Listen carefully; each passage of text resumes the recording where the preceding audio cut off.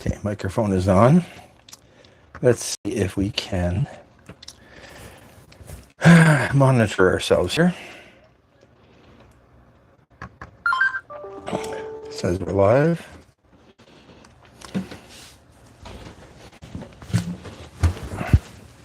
Let's see if we actually have some power, some audio. Internet is slow.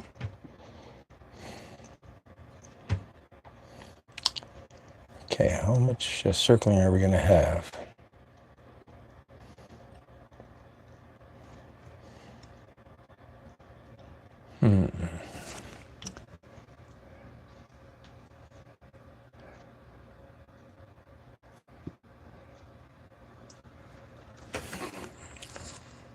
Now, where is my settings for this thing here?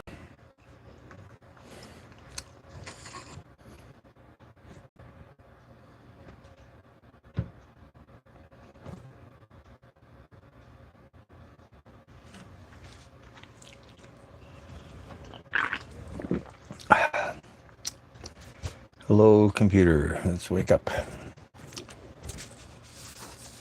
Let's wake up.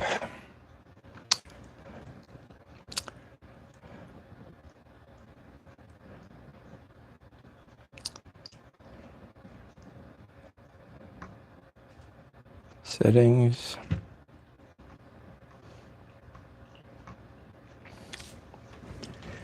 Hello. Why is this so slow?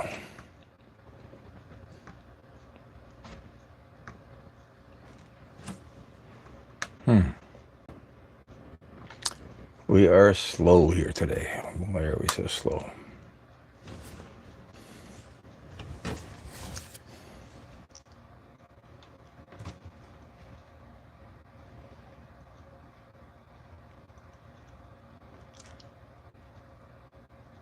Subscribers only. Let's do that.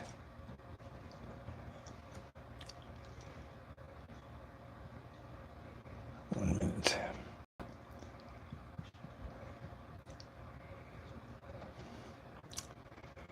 Okay. Oops, so how come we're not here? Show live video. Seems I turned that off. Okay, so how come I don't see my my chat?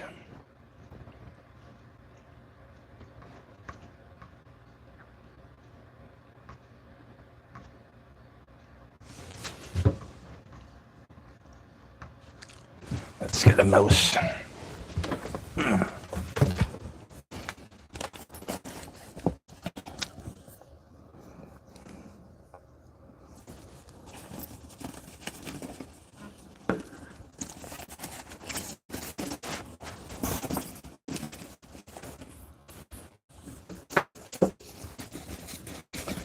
Where's the mouse?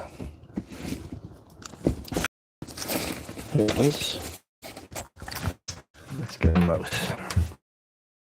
Okay.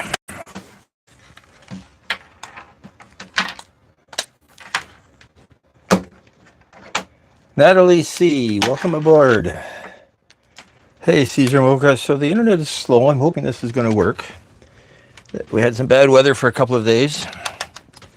But I thought I'd get out on the boat for a couple of hours, hopefully to go sailing tomorrow.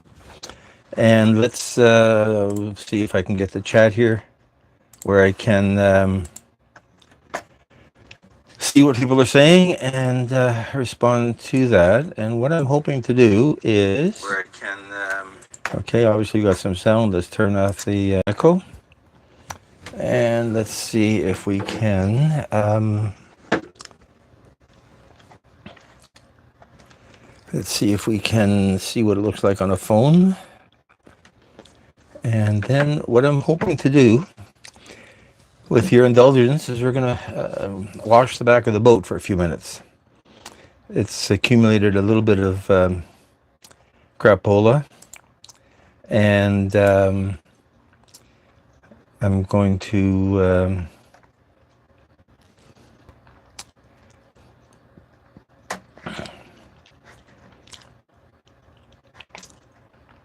Hey, Natalie, I'm going to subscribe to you. Subscribe to me if you don't mind. I'll look at some of your videos later on. Let's give you a wrench, and you can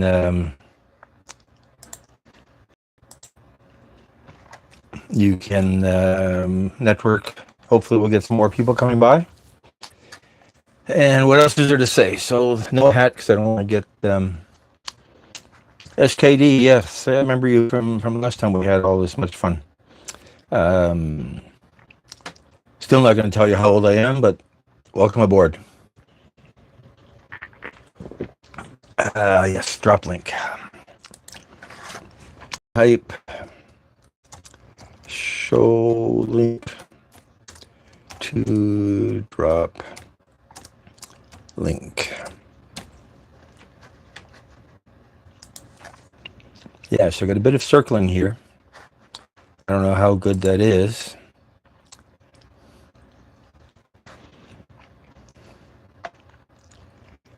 Type show link. Where did that go? Diet Coke, SKD. Diet Coke is my #1 favorite drink. Hello, computer, wake up. We're being very slow here. Okay, so what I'm going to do, as I said, I want to wash off some of the crud on the back of this this boat. It's accumulated over the summer, and you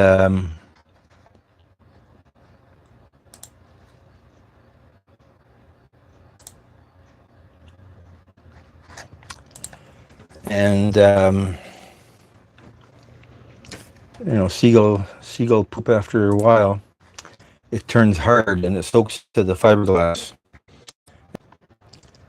The chat computer up to the deck, and water into the phone or the let's see if we can bring this forward a little bit more.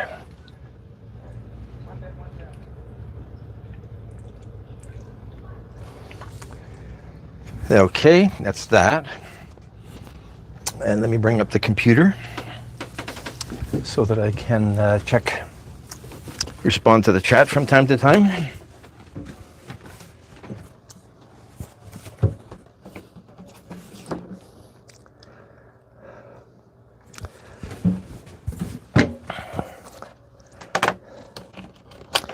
Let's take this computer up and put it in the shade so I can see it, but also so that I don't get water all over it. And we'll start with without the hat for now, because I want to keep it clean. And hello.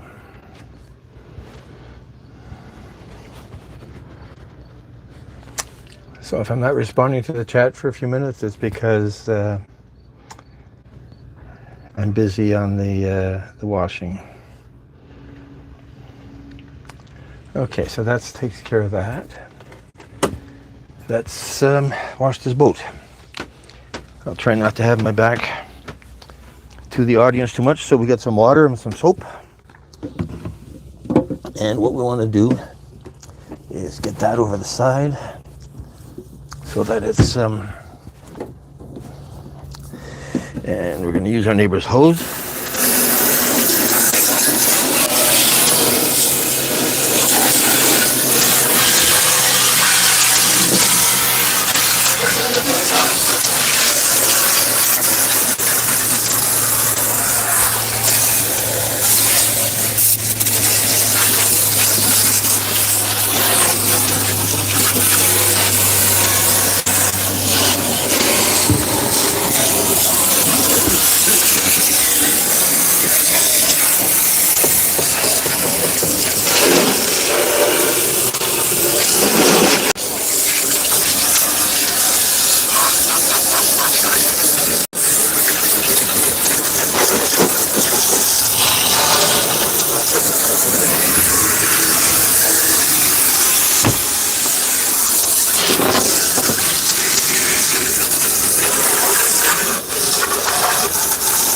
And we'll start by just washing the loose crap off here. And we'll get the brush and brush it down.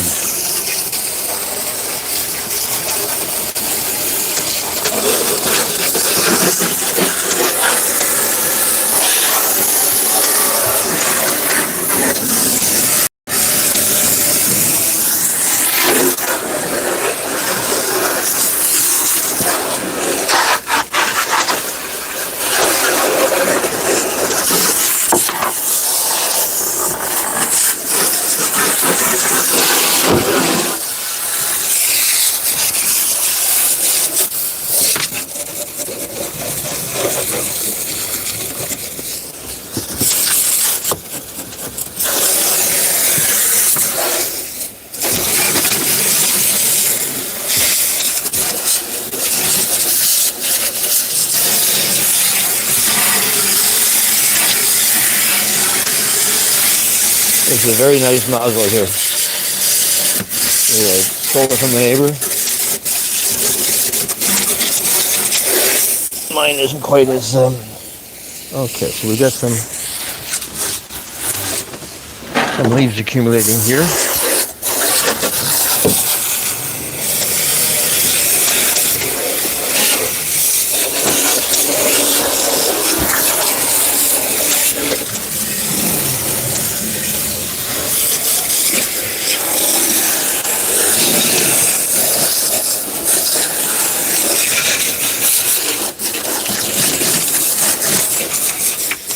Propane storage, I still don't have that stove properly repaired. I do want to do that still before the summer's over.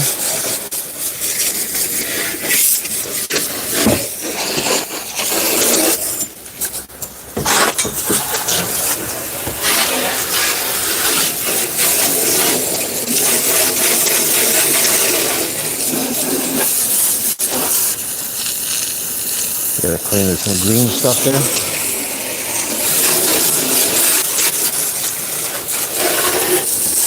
Pardon me. Okay.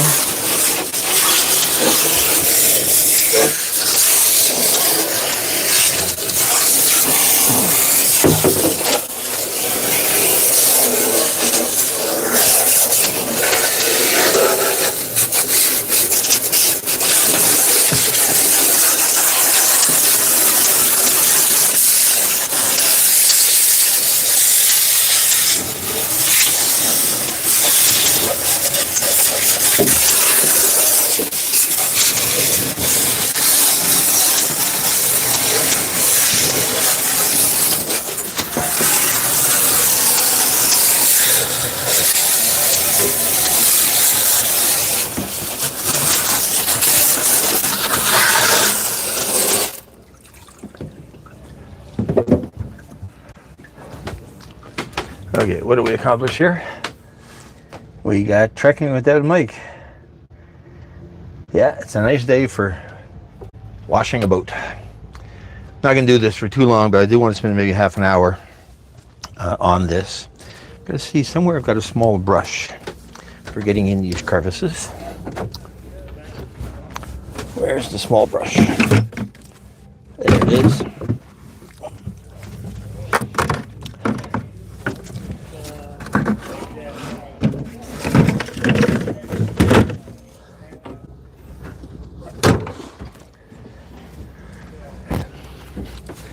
Okay, so what we want to do, we want to clean in here. This is where all this bad stuff accumulates.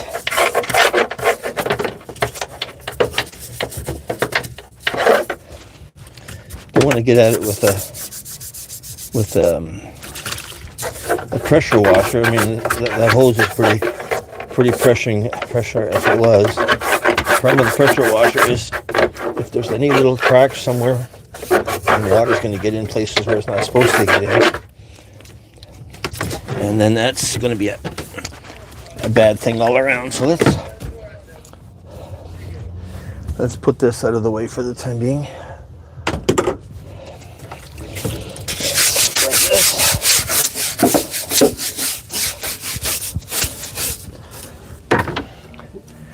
Let's get some of this heavy duty cleaning material.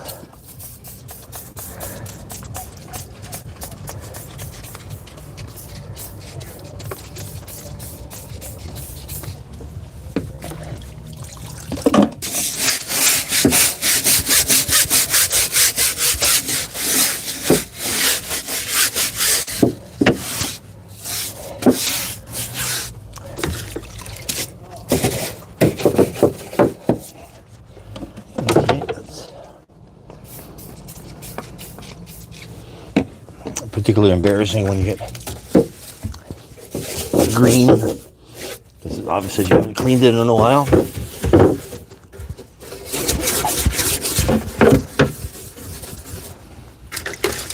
This dish detergent, not dish detergent, laundry detergent and water.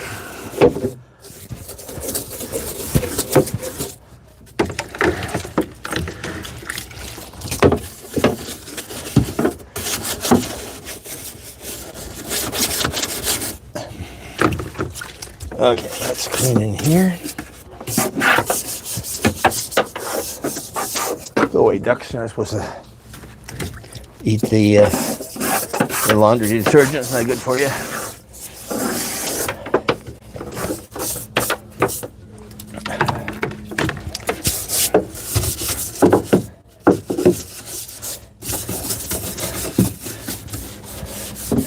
I took some photos for Adobe of the boat, and didn't clean it enough.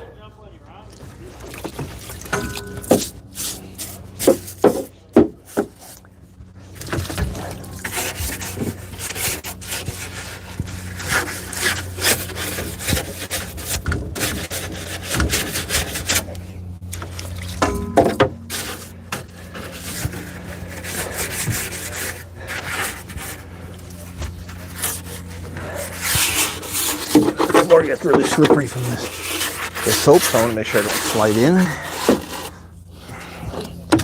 Oh yeah, what do we got here?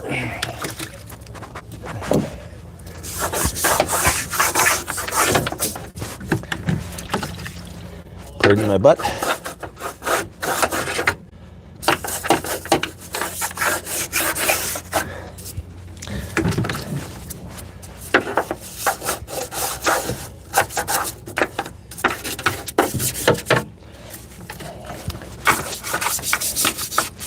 Okay, so that's not holding it. Leave it here.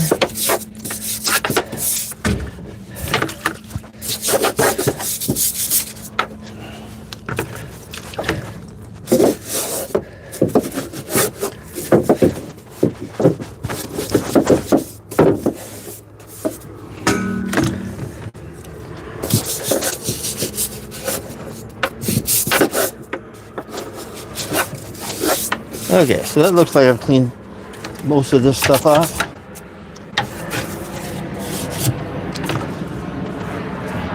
Let's see what the chat has to say for itself.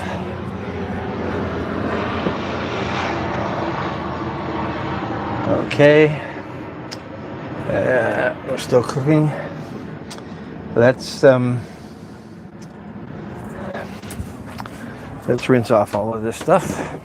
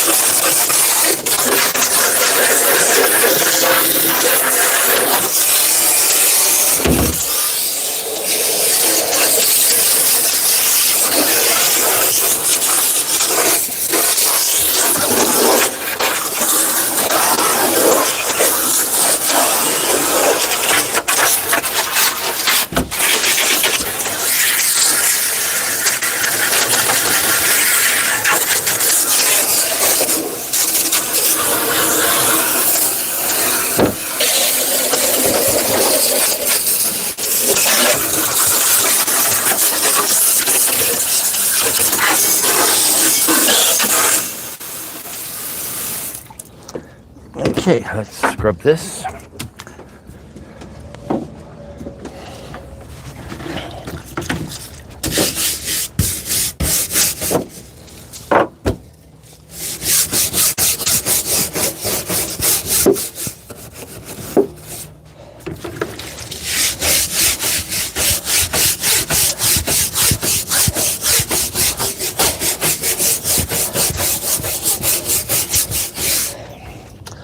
We'll give it a shot of the other spray chemical.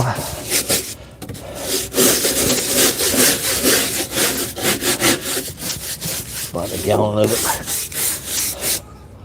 We'll take advantage of it. Birds.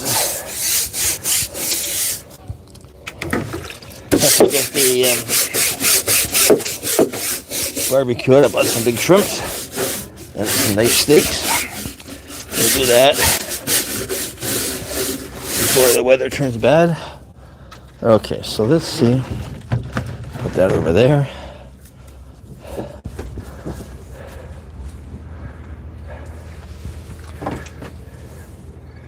Who is there? Nobody knew.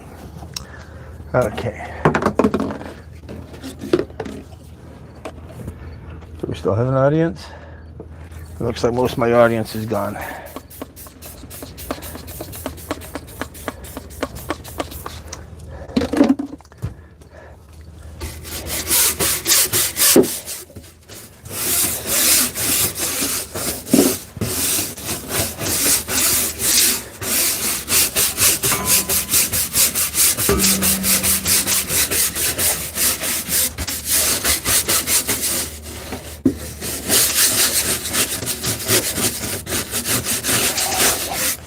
What's this? Something brown here. Dead spider.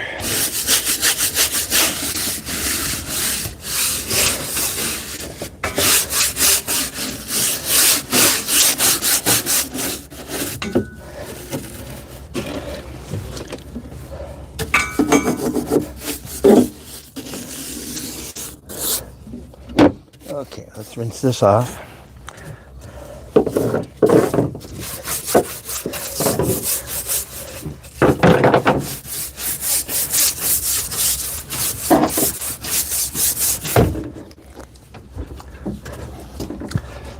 Go away, spider. You're dead.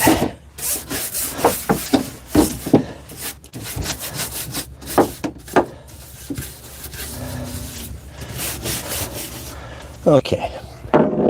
That's really all that we're going to do for the time being. Let's rinse this off.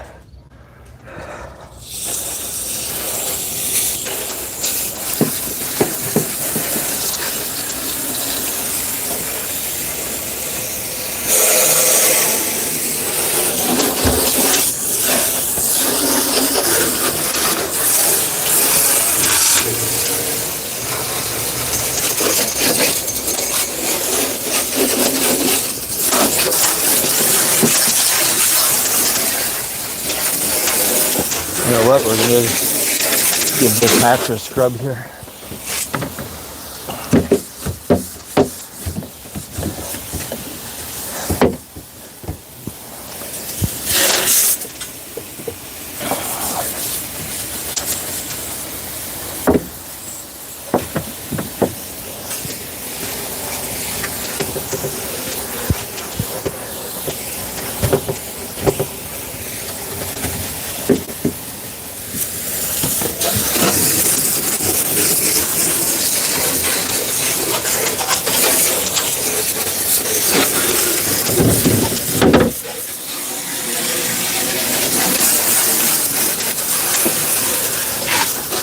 And that's all I'm going to do. Let's rinse that out. It's so full of crap. And here,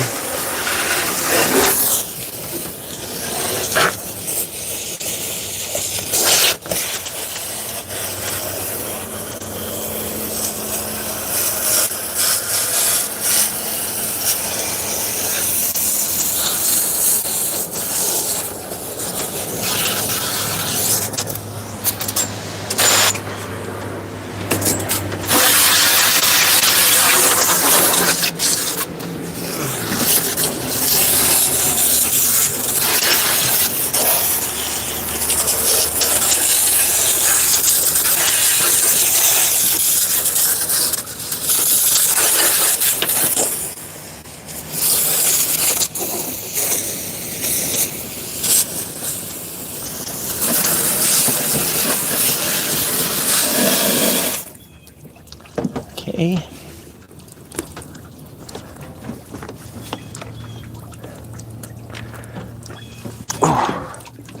Give him his hose back.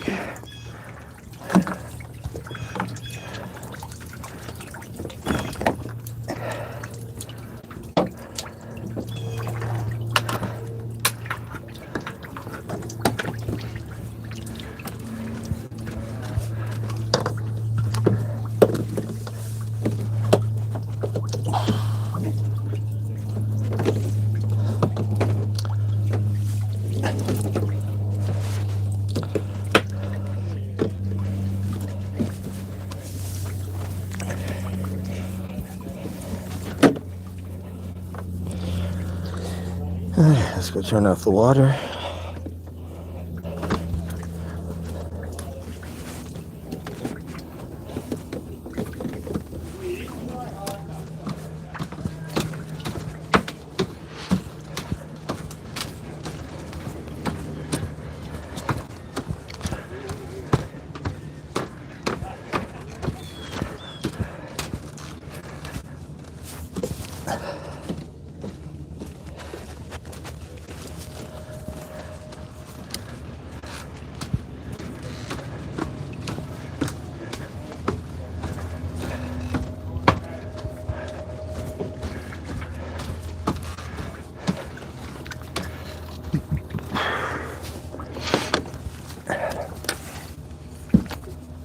Okay, so where are we?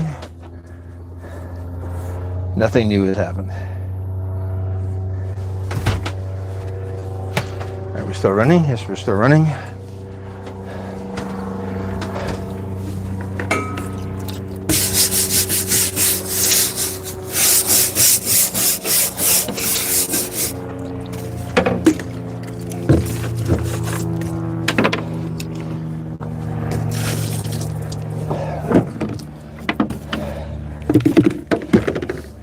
Okay, we'll leave that here.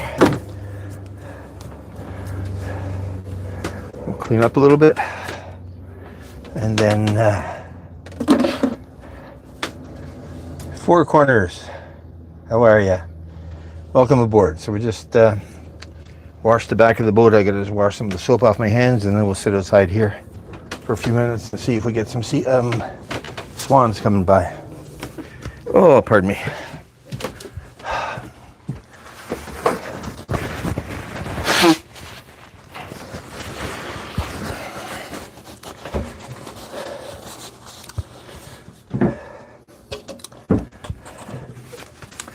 Let's see.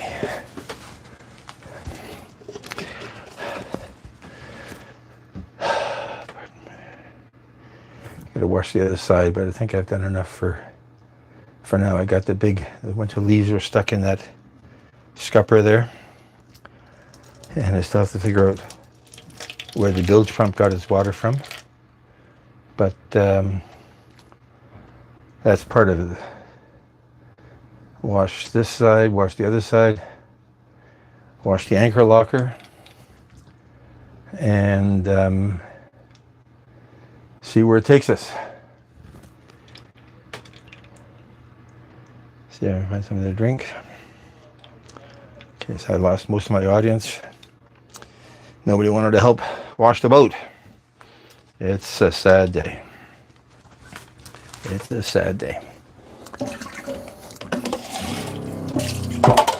Okay, this is clean.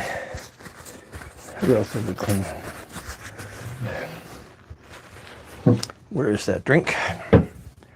Let's put on a hat. And let's sit outside for a while.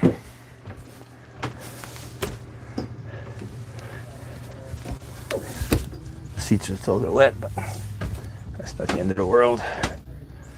I'll sit on this side. Oh, pardon me.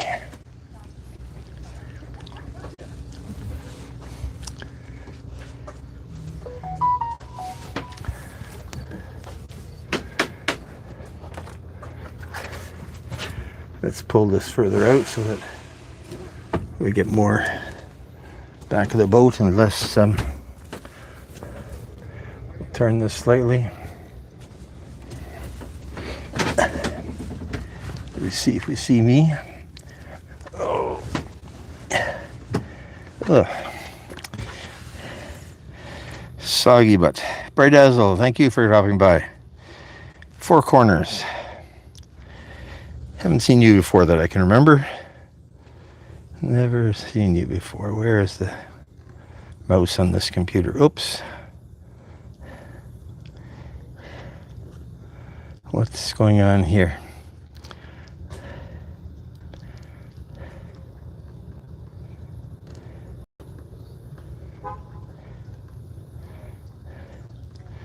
I don't understand this thing with the crowns here. Seems to just cause confusion. Let's see. The sun's shining right in my eyes, so I can't see that well, but if I go to the other side, then I can't see the computer. So the sundown is, oops, that's too far.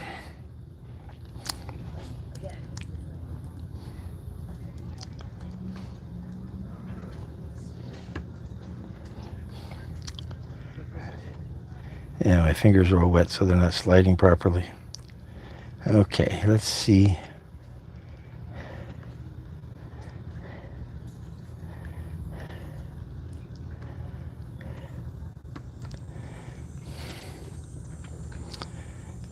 It's such a nice quiet day. Tomorrow's supposed to be 6 knots.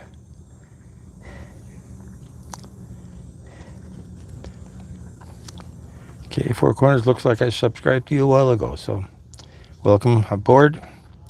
Let's give you a wrench. You can network if you wish. As I say, I lost some of my visitors when I started washing the boat. It got a little bit too much looking like work, but a few people are coming back, so always nice to have that. And it's summer's basically over up here. It's end of September, and gonna have to start cleaning up to put the boat away for the winter.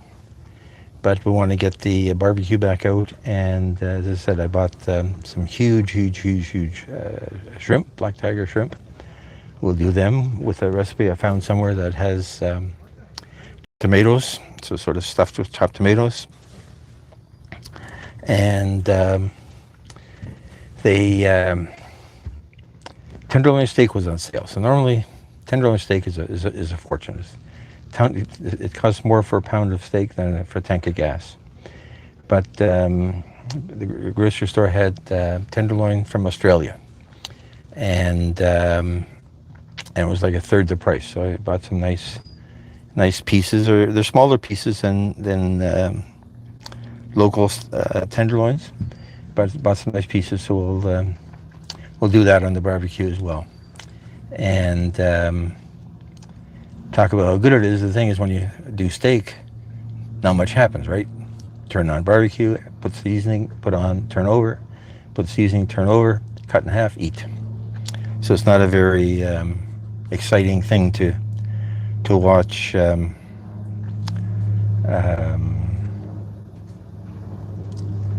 steak on the barbecue. Although I saw there's a guy called Italian Country Cook, or Italian Cook, Camping Cook. I was following him, and I ended up on his live, and he half of the live was him walking around in an orchard, potentially in Italy, or in somewhere, because he spoke English, and he then proceeded to take a gas camp stove and all his cooking utensils out of his backpack in the middle of this orchard, and cut up what he said was not a spicy pepper. To me, they looked like jalapenos, but I guess he said no. I asked. He said no.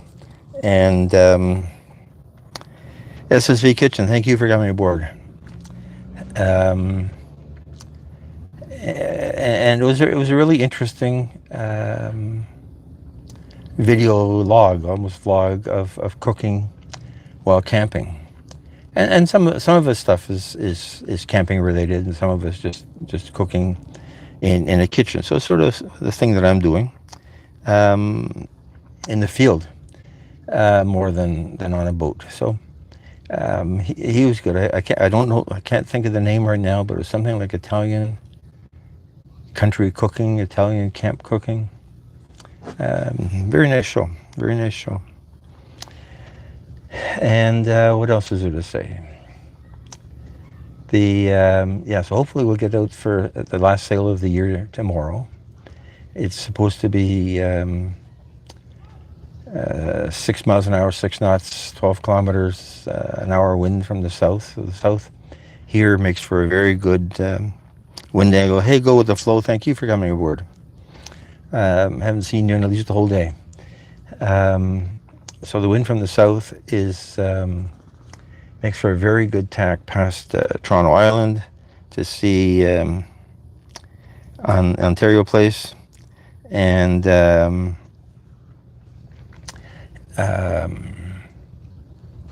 see the city from that angle. If the sun is right, I think it's supposed to be like today, very blue sky. Then we'll get some good photos of the city from the water.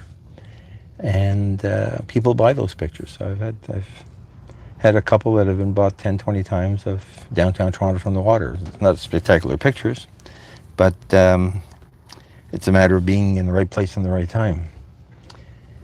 And very interestingly, somebody just bought in Germany, bought a picture of potatoes. So I had taken a photo of cut up potatoes when I was cooking something. And they bought this picture of potatoes. Now, what's unusual about it is that very often Shutterstock pays 10 cents a picture, or my commission is 10 cents a picture. This one paid $80. So that means, because I think I'm at a 30% commission rate, that means somebody paid $250 for this picture of a bunch of stupid potatoes lying on a white table.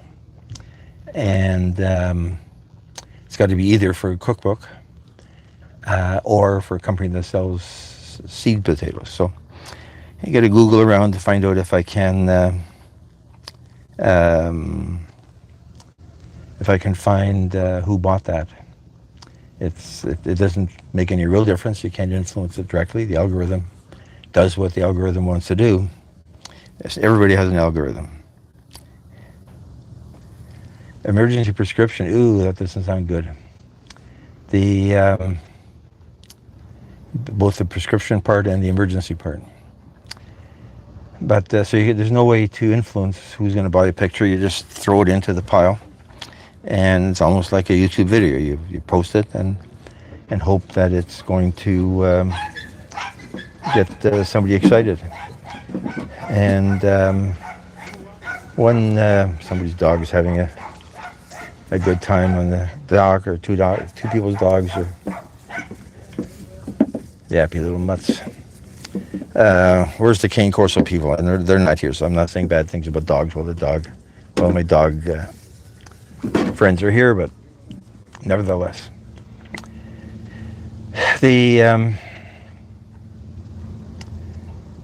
So in March, I did a video on mushrooms and liver and onions, because I like liver, and I was looking for different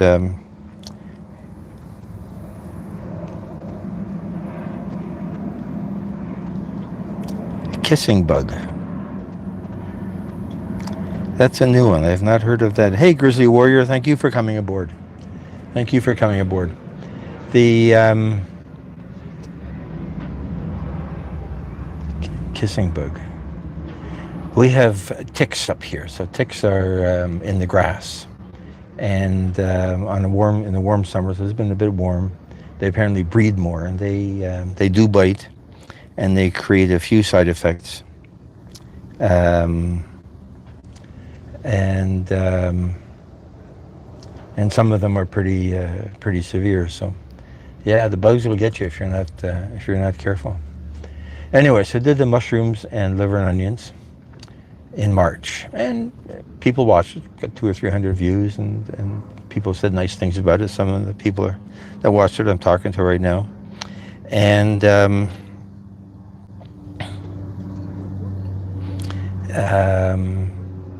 Suddenly, last month, the algorithm decided that it was going to push this thing out to 60,000 different people. And so it is my most viral video at this point. It's 3,700 views as of this morning and counting.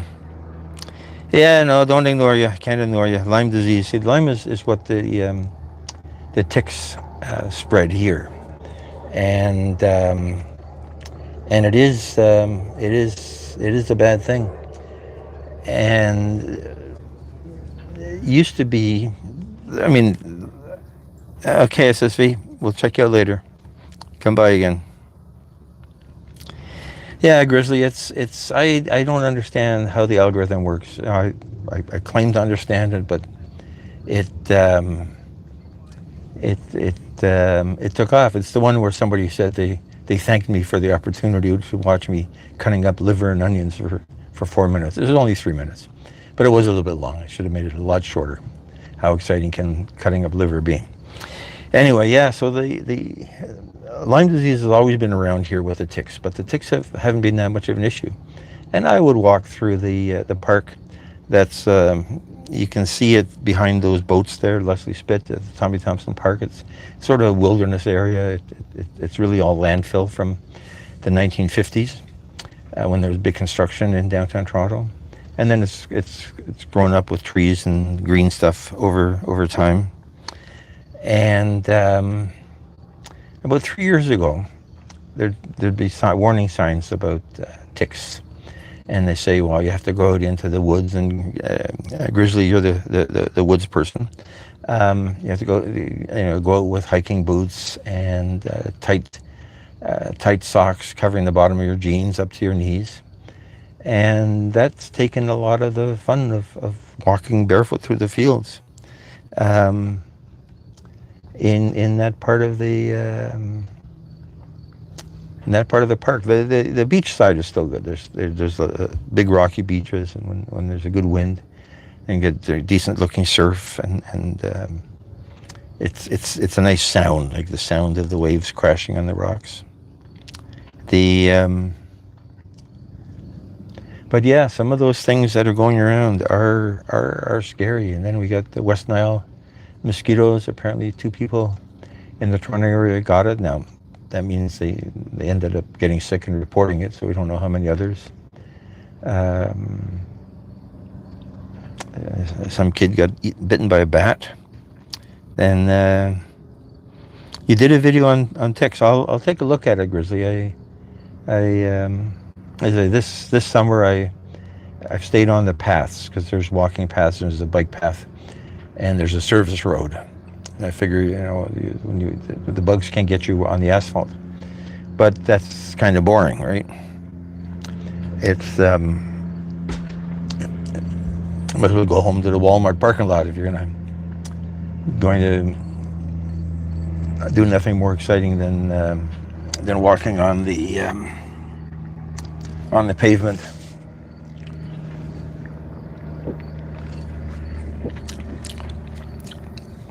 At least there's nothing here in the water that will get you. We don't have alligators. We don't have poisonous snakes in the water. There's a few poisonous rattlesnakes that do get around from time to time. But we have no sharks. Although, the sharks never used to be in Nova Scotia. So Nova Scotia is like the eastern part of Canada, right out into the Atlantic. And the water's cold. There's been many summers there. And you go in the ocean and you shrivel up. And although there's some nice big lakes and coves that are pretty shallow, and they would warm up in the summer, but the water's freezing cold, and suddenly they're starting to see great whites out there. So it's changing a little bit. That the wildlife is getting wilder. Anyway, so I have to finish washing this boat, and so tomorrow while sailing, I want to take some more photos. I got photos for this cookbook I keep babbling about, and I need some photos of the cockpit with the trees in the background. I don't know, either with or without me. I'm not 100% sure yet. Probably easier to take them. It's easier to take a photo and not use it than to not have it and say, "Oh, geez, I wish I'd taken that," or get involved with green screen and comp it in and stuff like that. So that's a lot of work. But if it's only 6 knots of wind, that's not too bouncy, and it becomes easy enough to stop. Now, when I bought the boat, the guy had a little dinghy, a rubber dinghy, that he wasn't sure he wanted to sell, and I didn't pursue it because there's not that many places here where I would go where you'd want to anchor and then take a dinghy into the beach. There's a few places where that is a common way to spend a summer afternoon, but it ended up not taking that boat, and that would have been good to have, to take pictures of the boat at anchor in a quiet cove, that really romantic kind of picture. Plan B would be a drone, but we're within a couple miles of the Toronto City Centre Airport, so no drones allowed anywhere in this particular area. And it would probably be a couple hours sail to get to an area where you've got a nice view where you could fly a drone and get some of those elegant marketing kind of shots that I'm looking for. So we'll see how that works out. I guess plan B is always fake it with AI. But I'm not 100% sure that I really want to do that. It will be a little bit more authentic. And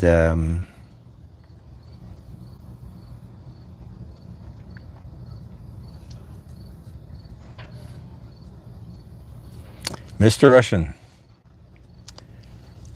good to see you. You're not out killing droids. What was the last game I was watching you playing? Can't remember what it was. I'm not a gamer, so I'm watching this, and people are shooting each other, and he's shooting people, and he's talking, and I don't know if Mr. Russian was winning or losing, and then I just let him play in the background for hours and went off and watched something else. But always nice. I had to replace a water heater. Yeah, that's a pain, especially if it's a rental heater and you're still paying the rent. And that's a scam that those guys have. So it's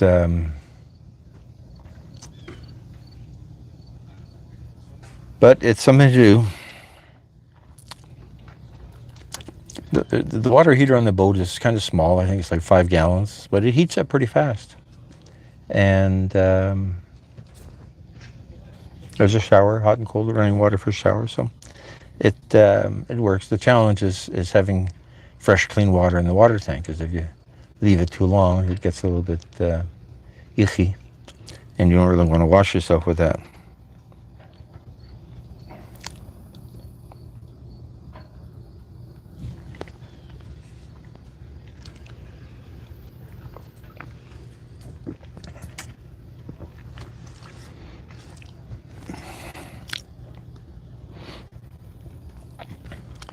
Yeah, my friend with the boat with the black mast, he hasn't been here all summer.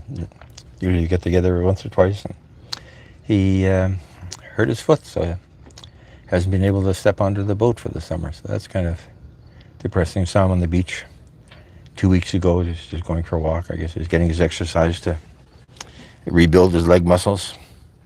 And but it puts a crimp in your activities if you can't get on the boat. And his boat is higher off the water than this. It's a 40-foot boat, and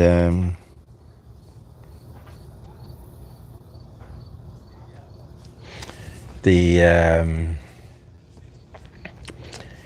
barbecue cook-off. So somewhere I found somebody had a cooking game, and I didn't spend more than a minute watching it, but maybe that's what we need to do. We need a cooking game, a two-player cooking game, and then play against each other and see who ends up with the best steak. Although I don't know in a game how would it determine who's making the better steak. So it's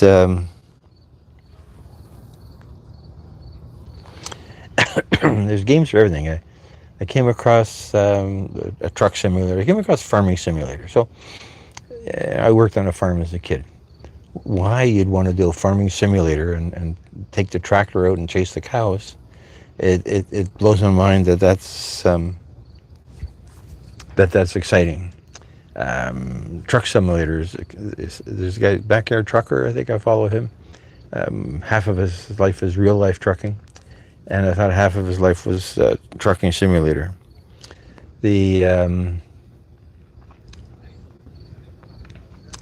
It's all the world's a game. All the world's a game.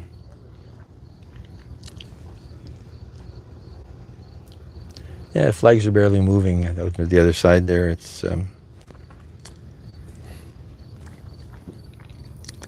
not that much wind, so yeah, we had rain and a bit of thunder over the last couple of days that made it not worth coming down on Wednesday night to sit in the rain, or Thursday night to sit in the thunder. So today it's nice fresh air, and people that were here early helped me wash the boat. So we'll have to do a little bit more of that. It's let's see, we got 45 minutes of sun. Sun's supposed to get on at 7:06. Yeah, that makes sense. It's 6 now. Another hour. The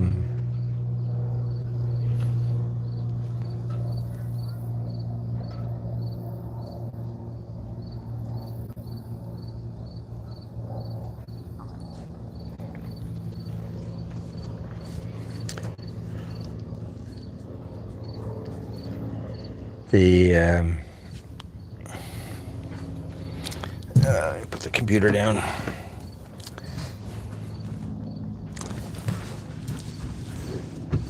Cooking simulator. Now maybe that's a game we should invent, because with AI, apparently we can get AI to write us the code, and you could create an app. I guess it should be an app-based game, right? Because most people are going to play it on their phone. And then you don't have to worry about PlayStation or Xbox gatekeeping. And you could create a cooking challenge, and there'd have to be a random element that would, if you're doing a steak, for instance, the random element would be how much spice do you put on it, and then how many seconds before you turn over, and how hot is the grill. Oh, we got a plane overhead.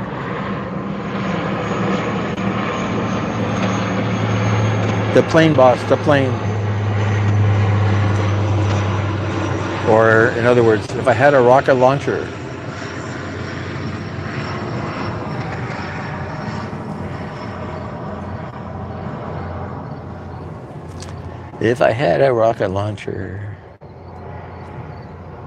who wrote that song?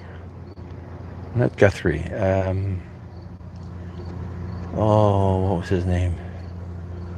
Out of Kingston. I thought he was out of Kingston.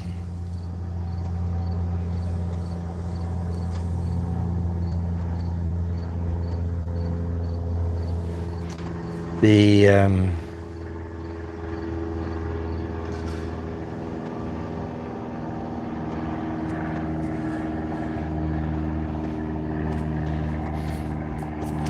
haven't figured out how to get Amazon to work on these things. I got links to this boat barbecue, and like 500 people have watched it, and you figure at least 2 or 3 would click on the link to investigate the barbecue, and it'd be nice if somebody bought it and I get my commission on it, help pay for all of this, and hasn't happened. I was starting to add up the cost of groceries, prop food for this, and it's adding up a little bit. And of course, sometimes you eat it and it tastes really good. What did I have today? I had corned beef and egg. And eggs in the shells, they're hard to keep on a boat because they're fragile. And they don't last very long. So I bought a pint of half liter of cracked eggs, so liquid eggs. And when I worked in the bakery, that's how everything was liquid eggs. Nobody sat there cracking eggs. And so I did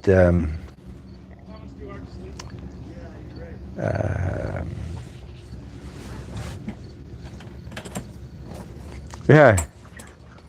Oh, Captain. I'm talking. So I did, my neighbor's going for a sale. I did corned beef and eggs without having actual eggs. And that fits into the sort of the nautical theme, because yeah, if you don't have a fridge, you can't really use liquid eggs either. I still haven't found the place that sells powdered eggs, the camping supply store. I did want to do that and do a couple powdered eggs, so totally no fridge required kinds of things. And corned beef as a can. The can doesn't need refrigeration, and canned ham doesn't need refrigeration. So there's a lot of good stuff you can do with omelets. With if you could have eggs that would keep. And the stores that claim, according to the internet, to be selling powdered eggs here don't have any in stock every time I check. So got to track one down. So it's a camping kind of thing.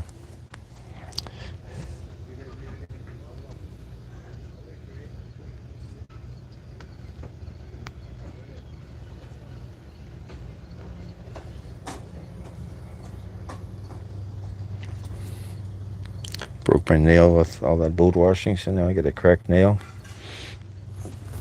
I hate it when that happens. You catch the cracked nail in the sail and it breaks all the way back, and then it hurts for a couple of weeks until it grows out again. So I'm going to see if I got a nail clippers in the boat.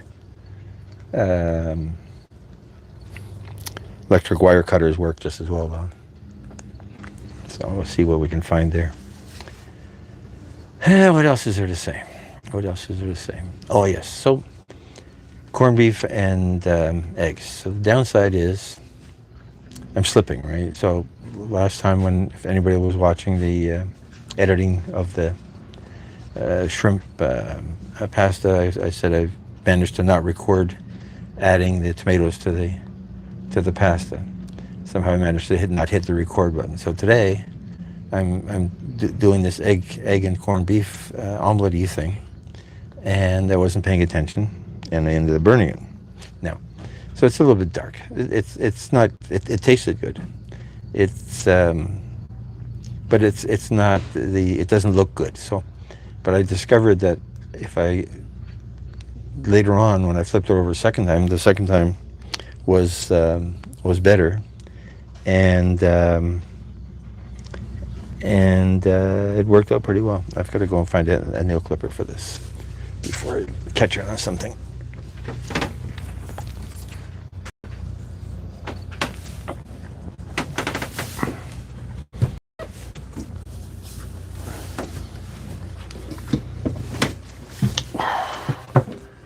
Okay, one of these first aid kits had a nail clipper.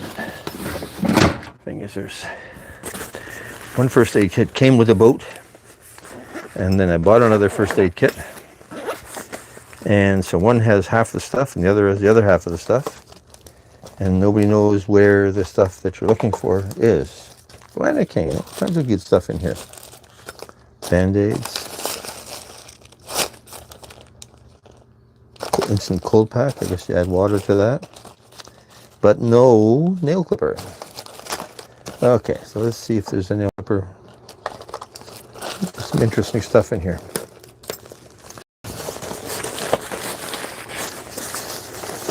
Okay, the other challenge is once you open this thing up, how do you get it to be closed? So that band-aid was on that side, that was over there, the gauze was in the middle. A complete first aid kit, but I guess if you actually needed it, you'd be spending time trying to figure out where all the parts are. Okay, so no nail clipper in that one. Where's the other? Where is the other first aid kit? Or instead of a first aid kit, we'll just use the wire cutters. That works perfectly.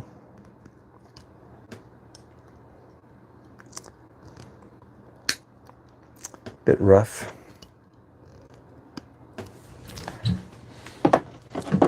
Bit rough, but I think there's a bit of sandpaper here somewhere. No idea where it is.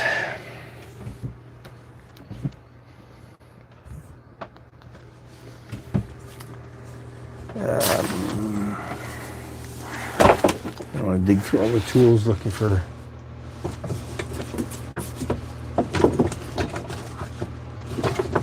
a file, a proper file. Oh well, we've got enough cut off that's not going to catch on anything. We'll worry about it later. Let's get another can of Coke here. That one has deteriorated. Oh, that's a good thing. I have to remember to put some more Cokes in the fridge. Keep taking them out, never putting it back in. Doesn't, when your mother's not there to look after you. Dead. Let's get a couple out while we're thinking about it.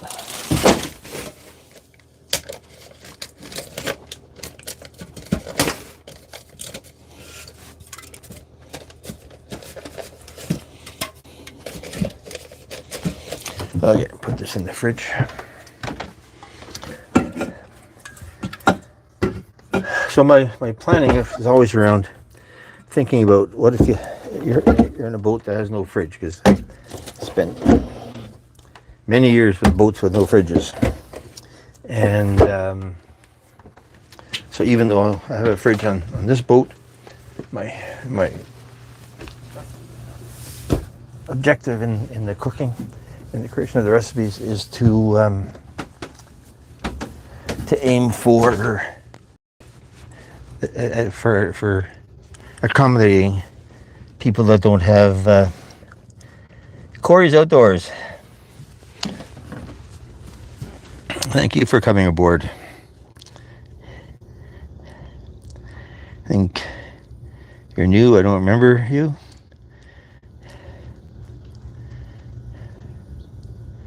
I guess I subscribed, so obviously I do remember you. Or it doesn't mean I remember you. It just means that I have subscribed, so I'm one of your 500. Let's give you a wrench and network as you feel appropriate.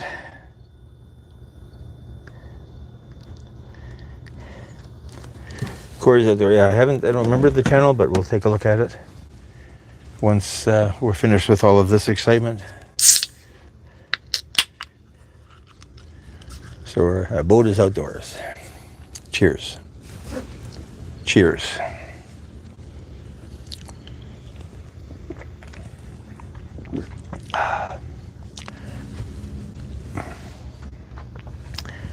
We'll sit down here and we'll get into the shot a little bit. Although the sun is so bright, I can't really. That's as close as we're going to get.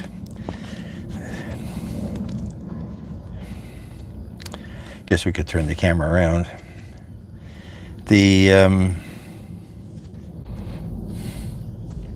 Coors Outdoor, yeah, 500 subscribers. It is an uphill slog to get subscribers. Sometimes, you think that there's a common interest, and tapping into that common interest is sometimes a little bit of a challenge.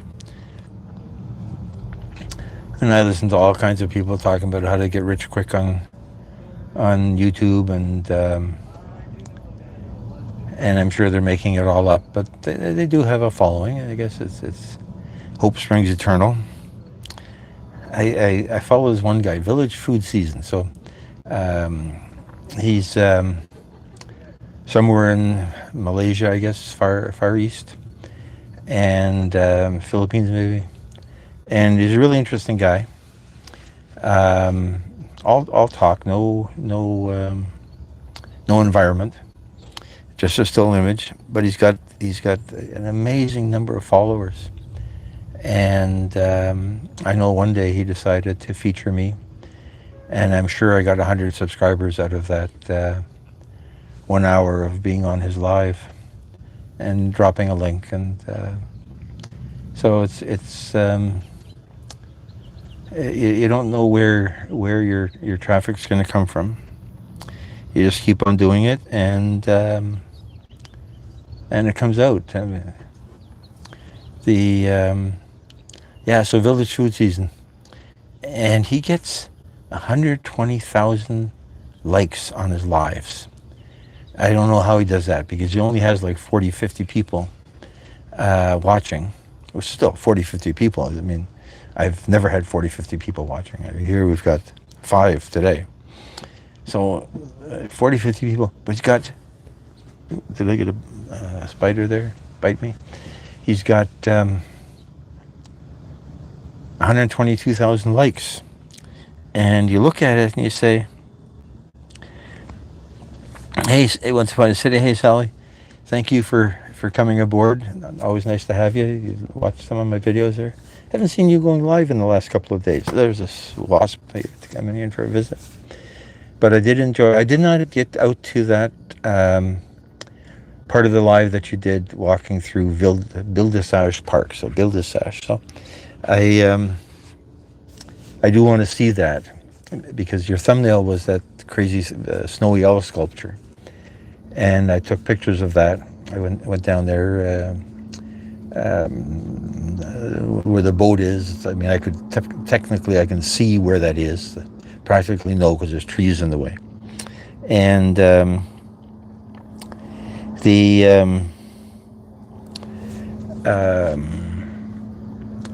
I'm driving along Commissioner Street to get to Cherry Street, and then Cherry Street leads down to Unwin, and Unwin leads to the marina. And I saw this stupid snowy owl. It's actually been there for most of the year, but now we've got a plane coming overhead, so I'll stop talking for a minute.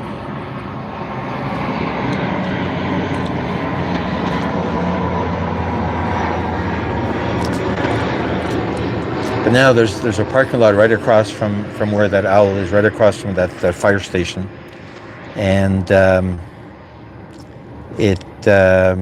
it's really attention getting. Like, it's huge, it's white. I did some Google research on how it was created, and it was done by a commercial art studio with the collaboration of a number of Indigenous people. So it's not really Indigenous art. It's tacky tourist art, but it does grab your attention. And when I saw that on the thumbnail for your live, I said, I gotta watch this. And then you were at where were you? You're at the distillery already, I think. And that's a long walk from there to the distillery, but maybe not. You go up Cherry Street and then you're at the distillery. Anyway, so I took a photo of that creature and some of the other stuff, and somebody bought it, but I haven't figured out who bought it yet. Always interested. Good to see your pictures live, and as I said, that creature is so arresting. It would be nicer if it actually had some meaning other than a commercial art studio decided to create an owl. So yeah, so that was kind of neat. I do have to go and I think you said you'd archived bit of the live. Go track that down and see if your thoughts on it are the same as my thoughts when I went through there. I mean, my thoughts on that whole park is that it's a bit of an exercise in self-aggrandization. It used to be an industrial area that generated hundreds, thousands of jobs. They used to build boats there. There's a refinery there. Yes, there was also a rendering plant there. And I remember in the early 70s driving through, because I lived in Hamilton, and then in the early 70s my sister lived in Toronto, so I'd come out to Toronto for a while, to the beach area. And you drive over the Gardiner, the off-ramp from the Gardiner onto Lakeshore. And oh my God, it would smell, you want to roll down the windows, but then you knew the smell was coming in through the windows.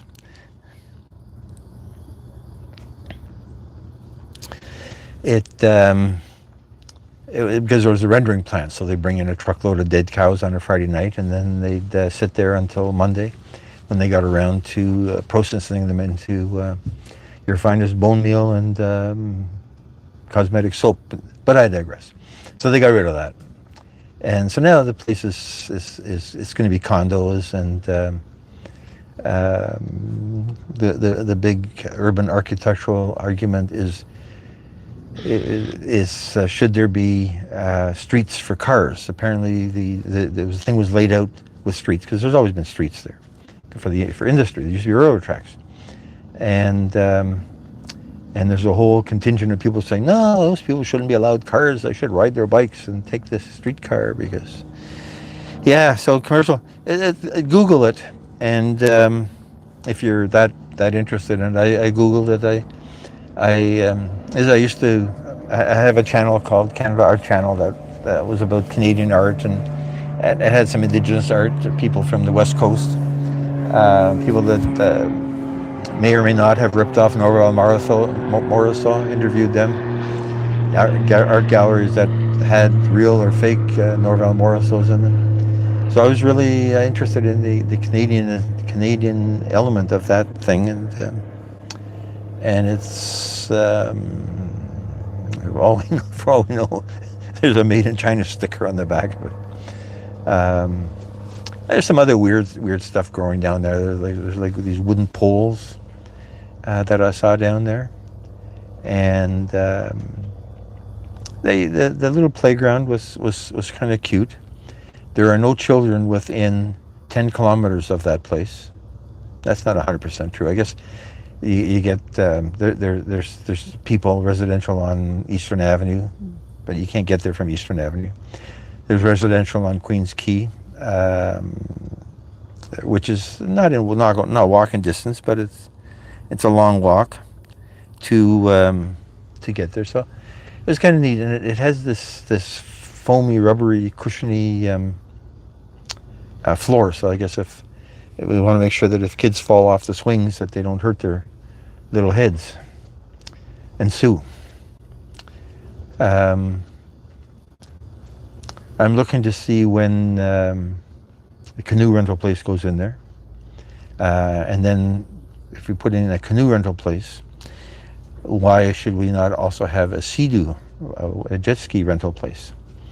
And there's all kinds of consternation about jet skis at Woodbine Beach, and that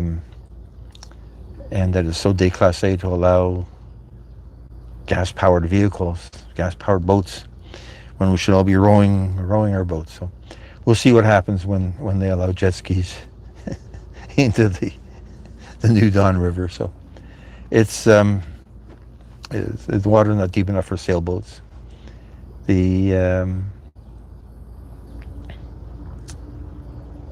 I guess there's the Cherry Beach boat clubs, like the community boat clubs, the St. James Boat Club, and the Toronto Hydro Center Board. Toronto Hydroplane is at Ashbridges Bay. Toronto Hydro Center Board. Yeah, a bit out of the way. And again, I've had kids, and we did stuff that makes no sense, but the kids loved it. And And I remember being on a PTA committee, and the argument was, should we use cork or gravel or bark chips on our playground? And everybody had something to say negative about each one of those things. But it's interesting that you got your kids down there, because it's way out of the way. And we'll see, like a couple times a year, you get a body floating down the Don River, right? So when the bodies start floating through there, how will that work as a tourist attraction? And in other news, a body just floated through the mouth of the reimagined Don River. You know what was interesting? If you know the Cherry Street Diner, so the Cherry Street Diner is on Cherry and Commissioner. It's been there for 1,000 years. And I remember once I was out on my boat shooting a music video with a guy that works on Great Lakes tugboats. And they would bring their tugboats into Toronto, or take boats from Toronto to, he was based out of Goderich, so the salt boats and the Lake St. Clair boats and stuff like that. And he talked about the Cherry Street Diner as a place where commercial mariners, industrial mariners would stop and have lunch, because it was right by the Cherry Street Bridge, one block north of the Cherry Street Bridge, so you could bring your tugboat down, tie it up, and walk up and have lunch. So apparently the Cherry Street Diner has now got a Michelin star. And I haven't been there in years, but now there's a parking lot for the where that playground is, and I think the old Cherry Street is now parking, or will be parking until they finish turning that refinery, that waste oil refinery on the corner of Villiers and Cherry, into high-rise buildings. So it's worth going down to the Cherry Street Diner and see what Michelin thinks deserves a star in a place that was designed to feed commercial. Oh, you did eat there. Okay, see, I drive by there on a regular basis, but I haven't stopped there in years. Well, that's an endorsement. Once I want to say that's an endorsement. And maybe in the next week or so, drop by there and see what their liver looks like. I'm sure they do bake liver and onions. That's a good mariner kind of lunch or dinner. See what their liver and onions is like and compare it to mine. So, well, that's so cute. It's such a small world. It is such a small world.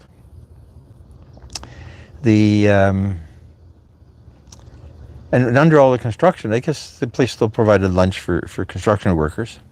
But certainly there was no tourist or visitor traffic. People that are headed off to the Rebel nightclub.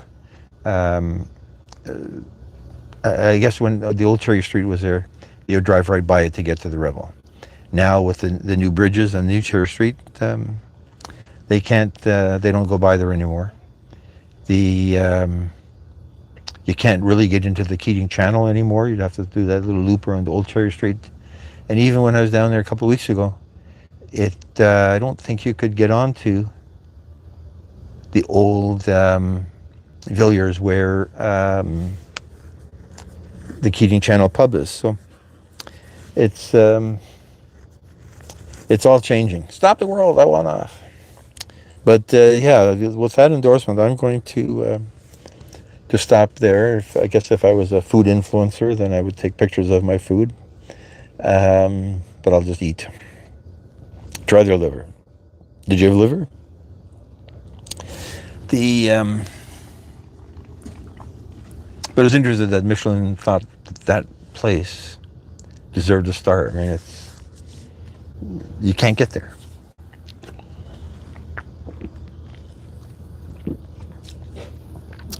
Ooh, nice cold Diet Coke. Nice cold Diet Coke.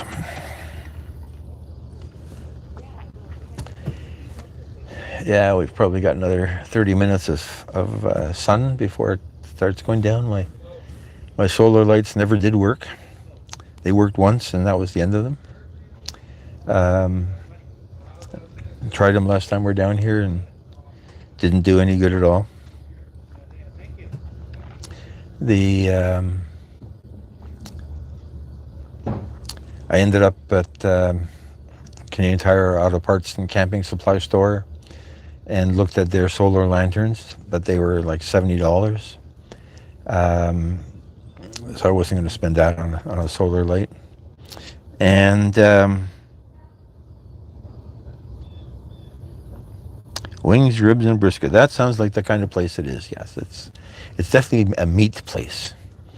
And I always thought it was called the Cherry Street Diner, but it's apparently called the Cherry Street Barbecue. And maybe the Cherry Street Diner was another building. No, it was right next. The oil tanks are right next to it, so it's the only one that's there. But yeah, it's worth I'll check it out and report back on one of these lives as to what I thought of it. What was I saying? Yes, so lights, solar lights. So never did get a solar light. Something to look at, and the area that used to have all this outdoor solar stuff at Canadian Tire, it's now Christmas. The whole corner of the store, or the one that's close to the marina here, it's like a 2-minute drive.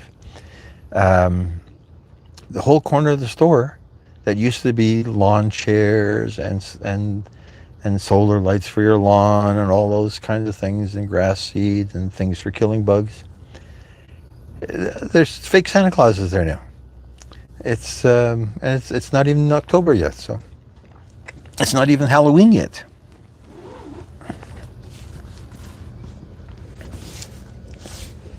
It's not even Halloween yet.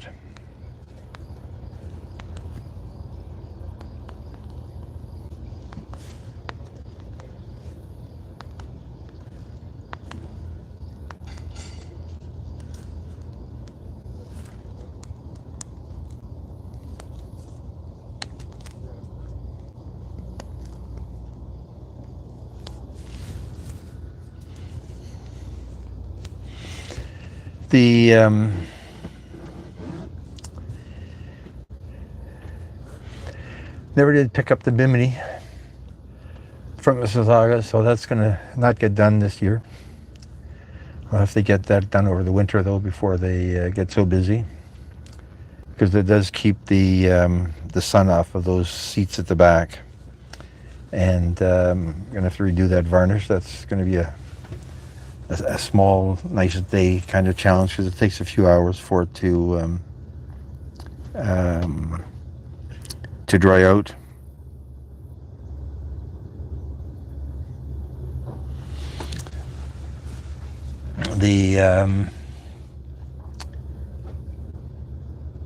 That's really the last thing for the boat. Plus, still trying to figure out why the bilge was full of water the day that the bilge pump died and it rained. So I still haven't done that. Even today, I washed the back of the boat. I should have checked to see if water was coming in anywhere. I did not do that, and it takes basically a nice day. Start at the front of the boat and pour water over one section at a time as if there was a rain, and then see if it's coming in anywhere. If there's something that isn't closed properly or screw that came out. Figure out what its problems are. Yeah, Christmas started. I can wait.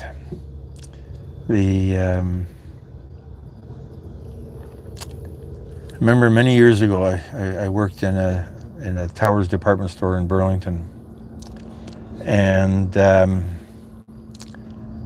was living with my parents in the country at the time. And I remember I was working there before Christmas. So Christmas Eve, we worked for half a day, and then I went Christmas shopping at the Towers department store. The Towers is like it's before Walmart, but it's like low grade Walmart, low grade Woolworths. But if you work there, then you got a couple pennies off. and there's a plane again. You didn't have to. You didn't have to go anywhere, right? So you could buy stuff. Plus, if you're actual Christmas stuff, I remember buying a couple of poinsettias.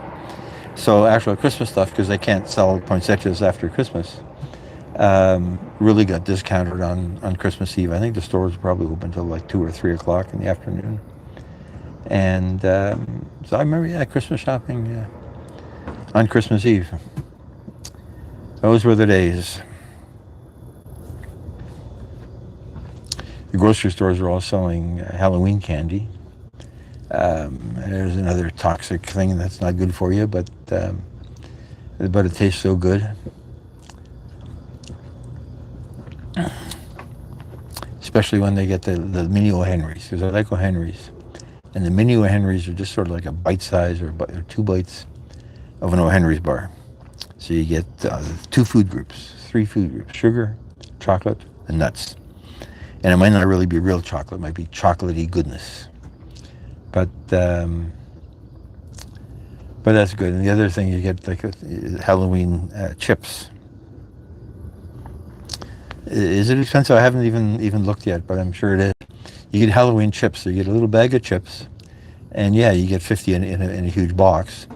But there's like 4 chips, actual chips, in each bag. So I guess it's good from the point of view that if you give them out to kids, they're not going to get too much greasy junk. But 4 chips, my God, it's a rip. But it's the thought that counts, and at least the kids, you got something for them, and make them feel really good. Yeah, I walked by the Halloween displays at the grocery store and haven't actually. Oh, that's an interesting plane just went overhead. Haven't actually even stopped to look yet because it's too early. But yeah, it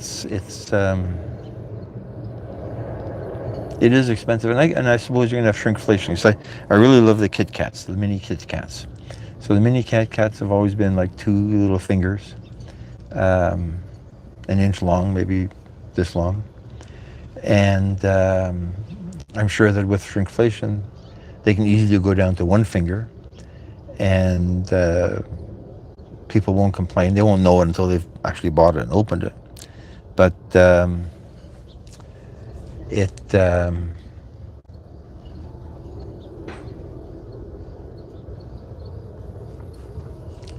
yeah.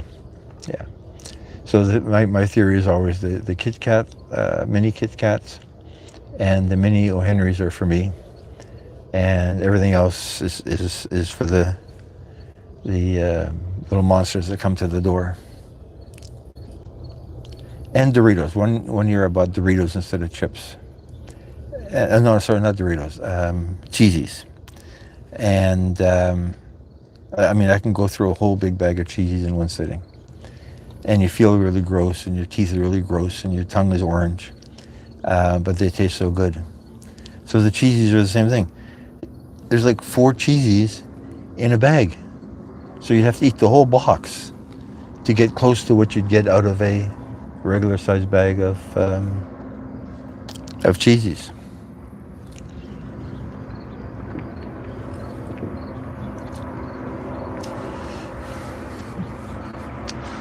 This is rush hour at Billy Bishop Airport. We got one plane after another coming in.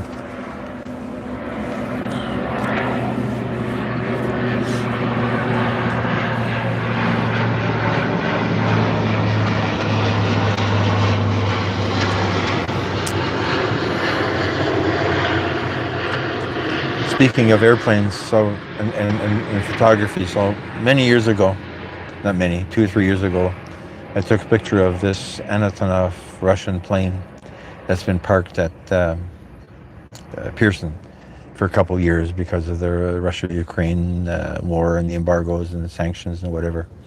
So it's been sitting there. It's kind of hard to get at, but if you drive around carefully, you find it.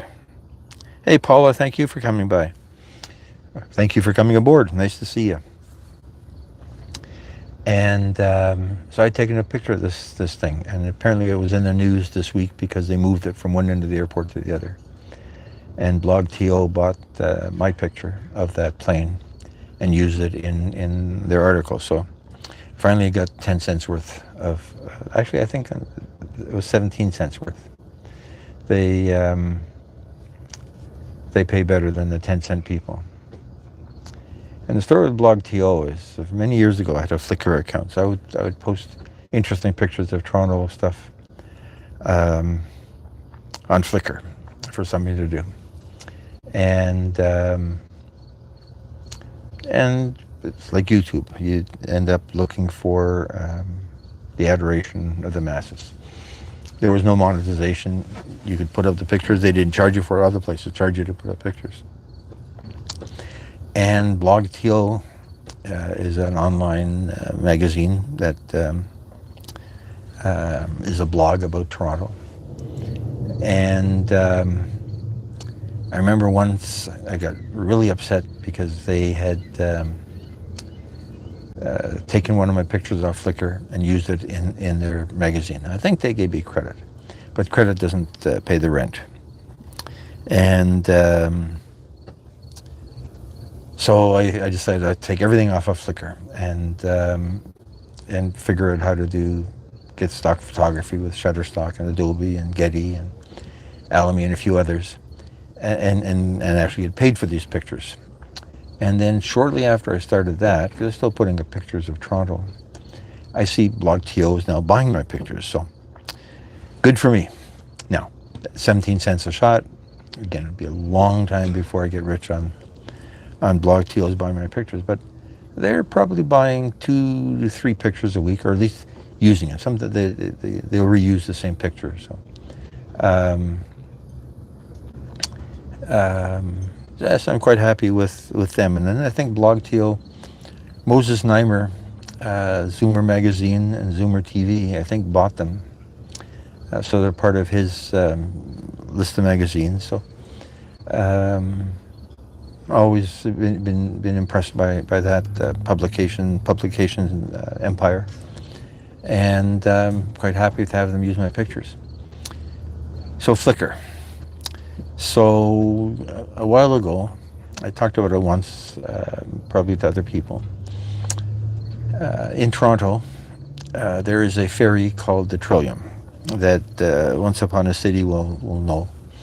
And for the longest time, it hung out down at the John Street slip and the Yonge Street slip for a while. And it was famous because it was an old, 100-and-something-year-old, steam-powered, side paddle-wheeled ferry. And it has just been moved from Toronto to Hamilton for some reason, either for repair or because Toronto doesn't like old boats. They didn't like Captain John's. They don't like old boats. The Haida warship used to be in Toronto. It's in Hamilton. So Hamilton is where boats go to die, or at least go to be immemorialized. Anyway, so this ferry, the Trillium, it's interesting. I'm a boat person, so I've always been interested in that boat in particular because it's a steam-driven ferry. And one day we're out sailing, in 2019. We're out sailing in the harbor, and I'm taking pictures of ferries because they're kind of pretty, and I'm assuming, again, people will buy the pictures. And taking pictures of the Trillium as it's floating around. And the Trillium was, because it was steam-driven, it wasn't very reliable. Hey, Collins, thank you for coming aboard. It wasn't reliable, so it wasn't really used to carry passengers. It was more a city thing for government people to go on parties and entertain people. And so this thing was out drifting around in the harbor with red and blue ribbon on it, almost like a American election bunting. And I'm taking pictures of it, and I stick them on Flickr. This is before I got mad at Flickr and Blogteal. And so they're there. And then a couple years later, 3 years later, I guess before COVID, I get an email from the Canadian Post Office, who are now, of course, in trouble because they're going on strike, asking if they can buy the rights to my picture of this ferry. And I said, sure. How much? They said, how much? I said, sure. Whatever they said, I was happy with. And so that ferry, my photo of that ferry, is on a stamp. They did a series last year, I believe it was last year, of ferries across the country. And one of them, they bought a stock. They gave me a book that talks about some of the history of this project. And they bought my picture of the ferry off of Flickr. And the neighbor's starting up, so we'll see how much noise he makes. He's going for his evening sail. I like his engine. He's got a Atomic 4. They're very quiet. I've got this Yanmar diesel, very loud. Yeah, if you look at the ferry, it was called Ferries. Just Ferries, I think was the heading. Came out last year or the year before. And there's a bunch of ferries. So they did that, and I got a bunch of free stamps and a book and some other stuff. And I was hoping there was going to be a party, but there was no party. I guess I'm not famous enough. I think there was a party for the most famous photographer out of Ottawa that also did a ferry, and it's part of the story of creating content and hoping that somebody will like it. And what I read when I was researching the ferry when they said it was moving to Hamilton, is that there was two ferries, and they both fell apart from old age, and so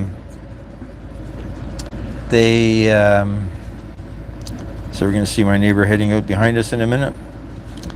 They rebuilt the one. When I say they, I think it was sort of a volunteer operation to rebuild them, and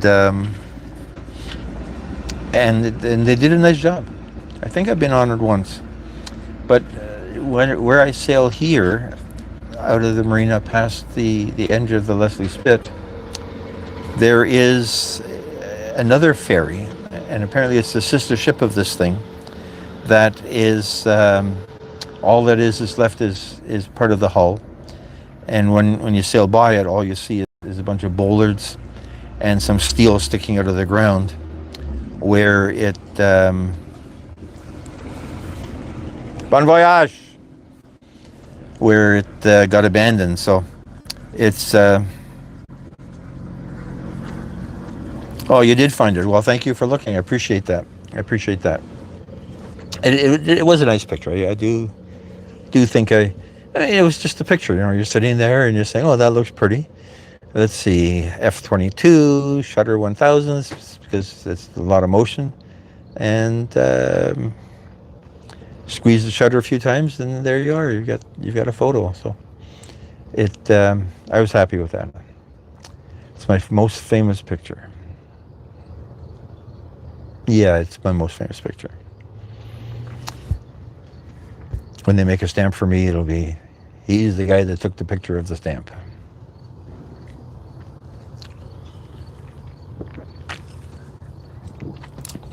Well, thank you, Sally, for hanging around. I appreciate it. Appreciate the company. I'm going to try to see what that sun is. So the sun it's like one finger above the horizon. So that's 15 minutes. That's actually behind the trees, but it used to go behind this building that they used to store boats in the winter. And now the sun isn't going quite that far to the north. So I'm seeing it come all the way down. And It's a nice yellow. It's pretty bright, but there's a building blocking and a bunch of trees blocking most of it. So it's yeah. Thanks, Sally. I really appreciate your interest in taking the time to look that up. It's you do this stuff and you hope somebody cares. And my theory is that the way you know people care is they pay you. I've tried other pictures, and the post office you can't like call them up and say, hey, here's a picture of a red-winged blackbird. You should do a series on you sort of just sit there and wait and hope that somebody will think that what you've got is worth it. Oh, I see vapor trails. I don't know, for a long time there's this internet conspiracy about chemtrails. I never understood what it was all about. And I mean, vapor trails have been with us forever. So I can't see enough to tell what size plane that is.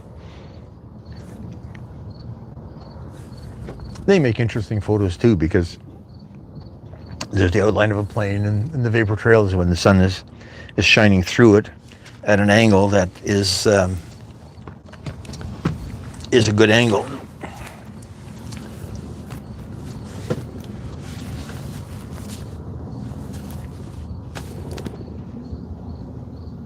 I hear helicopters. I wonder what's going on there. So we'll see what the weather's like tomorrow. It's supposed to be nice.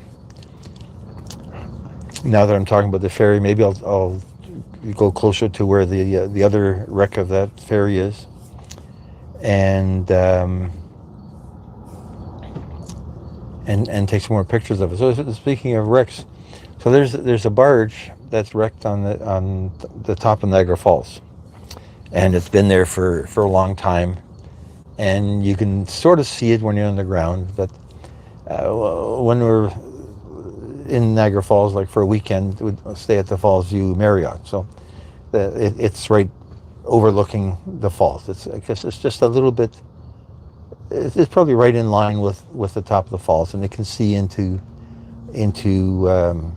the river, upriver. And there's always been this old wreckage of a boat there.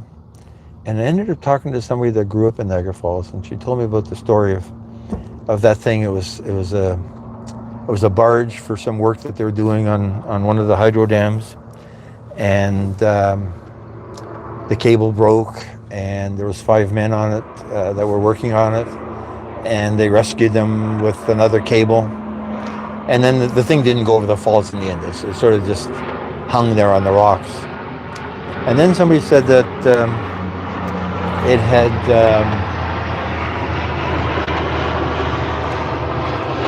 had washed over the falls, but I think it's still there.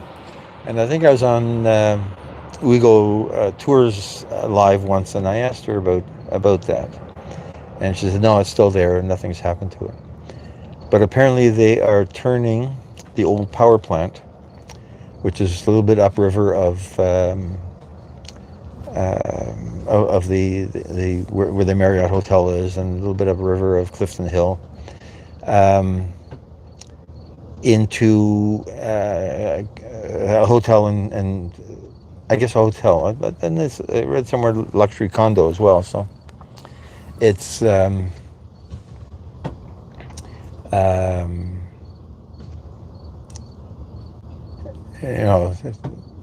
it's still growing. So you figure that you can't add more tourists to Niagara Falls, but obviously, if that's what you thought, then you were wrong, because they're figuring out how to add more tourists to Niagara Falls. And it's a nice place to visit. Drive down once a year, twice a year. It's the falls is always the same falls, but it's always impressive. Another plane overhead.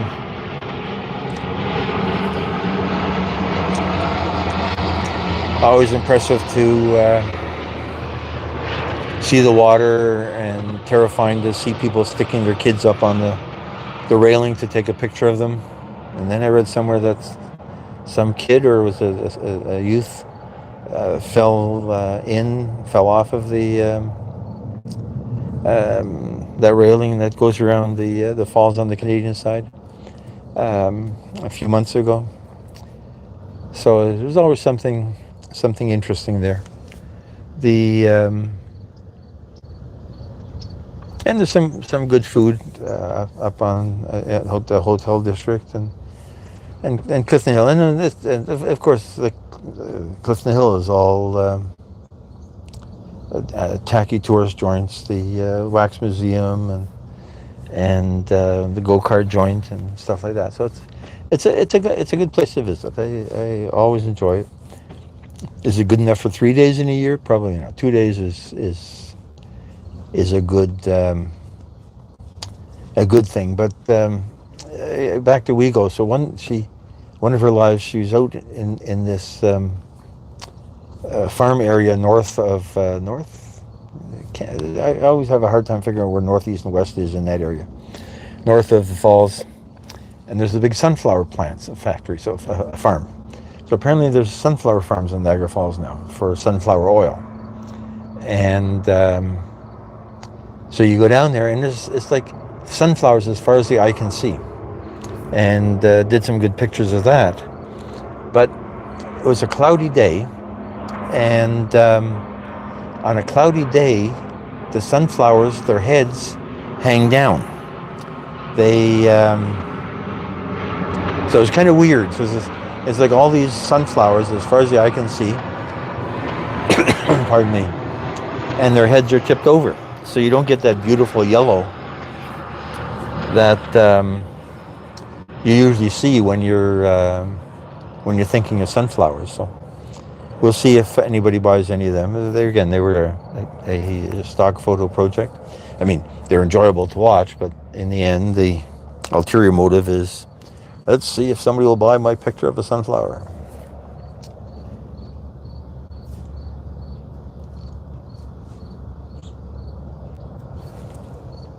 Saw a couple of ducks a few minutes ago, but in the spring there were swans would come in here to look for food. Haven't seen a swan all summer long. It's I'm not sure why. Either there was no food.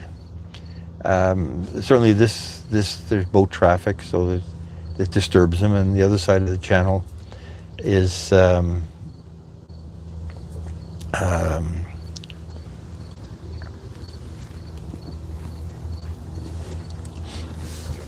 more natural, so there's better food for them, better places to hide out. Let's turn this camera around and let it look down the fairway.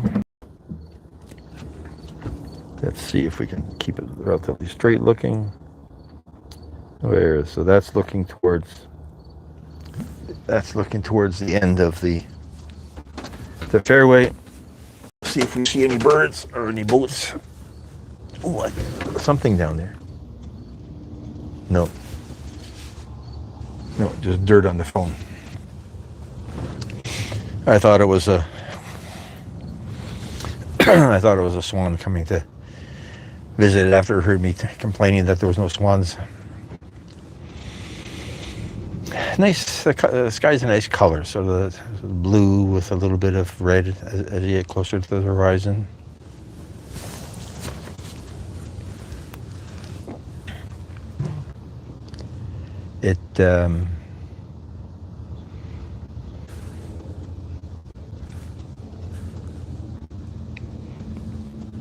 Where's this thing hanging loose here? It's supposed to be tied up so it doesn't get hanging in the water. Ew, it's all wet. Let it dry out.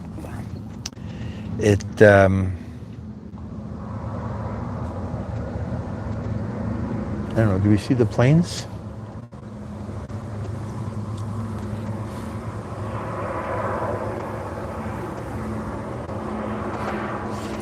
I don't know if I can see a plane. No.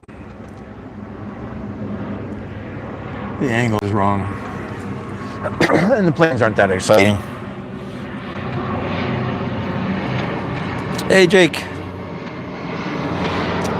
Welcome aboard. No exercise happening here.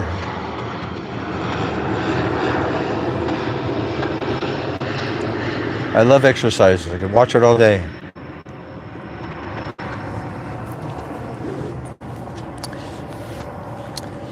But I did had something wrong with my foot, so a little bit of exercise from time to time is a good thing. And I have a stationary bike, so I keep saying, okay, I'm going to do half an hour on the bike every day. And the only time that's ever actually happened is on days when we've had so much snow that you can't get out. But even then, if there's so much snow, then I'm out shoveling, and I'm saying to myself, I already got my exercise. I don't need to work out like Jake does. But check him out. He's in great shape, good exercise. It should be an inspiration to us all. He should be an inspiration to us all. Always welcome aboard. And Jake always has good ideas for food as well, so I got some good ideas from him over time. That sun is slowly setting. So the sun it's almost north. If I turn on the compass, then I lose some of the other settings here. But the camera is looking pretty well southeast a little bit, and the sun is setting behind the camera. So what you're seeing is a reflection off the sky, but there's no clouds today, so there's nothing for the reflection to bounce off of. And there's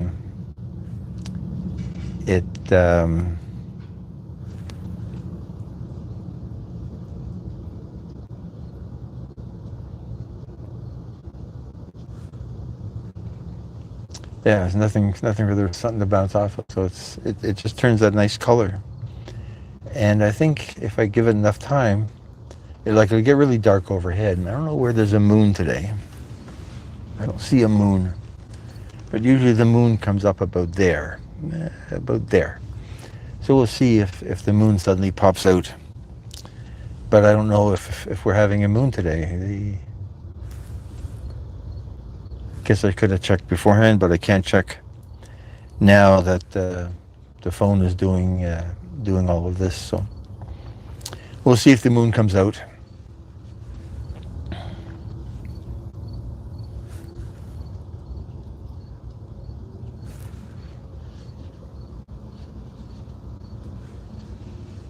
And then I was reading there's some asteroid that's supposed to be coming closer to Earth all of a sudden. It wasn't that they were trying to shoot it down, so it can't be. Gator, how are you?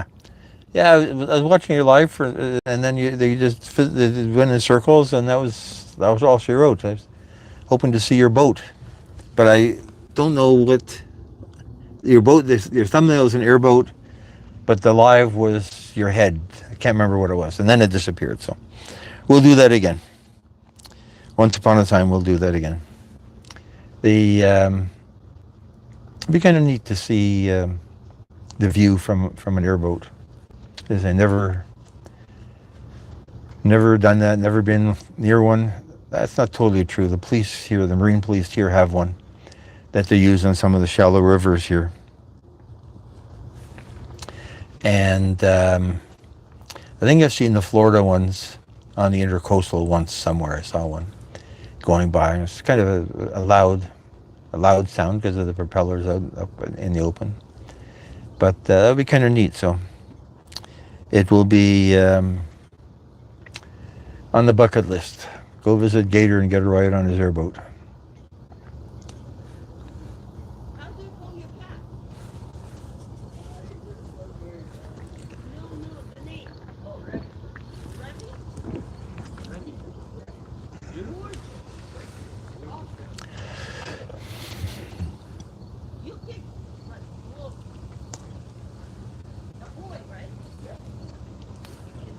Yeah, so my neighbor, he's an ardent sailor. He's out at night. I'm amazed that he doesn't run the boat aground because parts of this are hard to navigate. There's the shallow water is not a straight line along the shore. You're sailing along there and you're watching for the red buoys, and suddenly there's a red buoy in front of you. You say, "How? Why didn't I notice that?" And I did once end up on the wrong side of one of the red buoys, and the depth sounder started beeping away. "Hey, Colleen, thanks for coming back." The depth sounder started beeping away, and you look at it, and now we're down to 10 feet.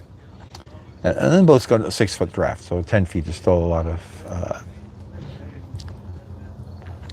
of clearance, but you don't know how quickly it's going to shoal up, so you get out of there as quickly as possible.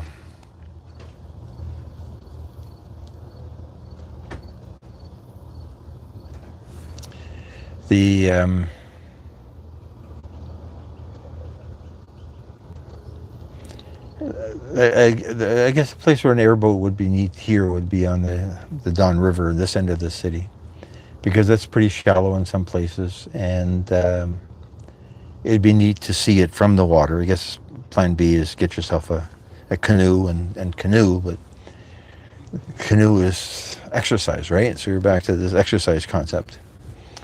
And but an airboat would be nice, but the environmentalists would consider an airboat an unnecessary intrusion into the pristine, muddy waters of the Don River.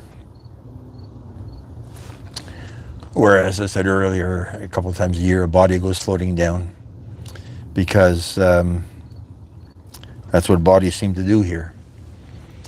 They get themselves caught in the Don River.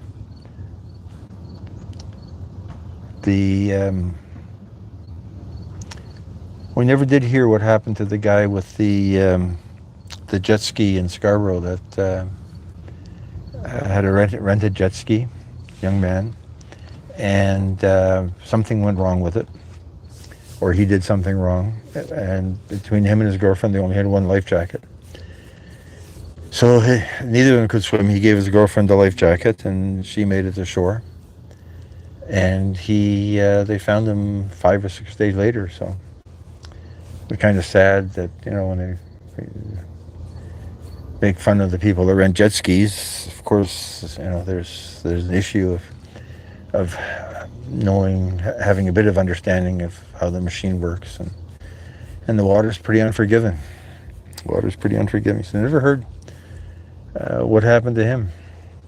And that's the problem with the news. You don't hear the details of some of these things. There's a 80-year-old guy who went for a sail a couple of years ago and then never heard from him again, and never found his boat. It washed up anywhere, so he disappeared like the Bermuda Triangle. Oop, mosquitoes are out today.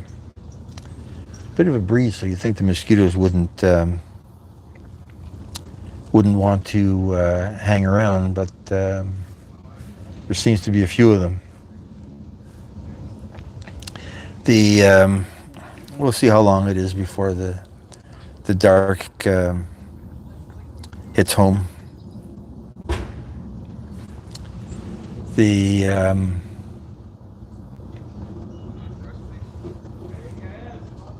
Yeah, you just hear about.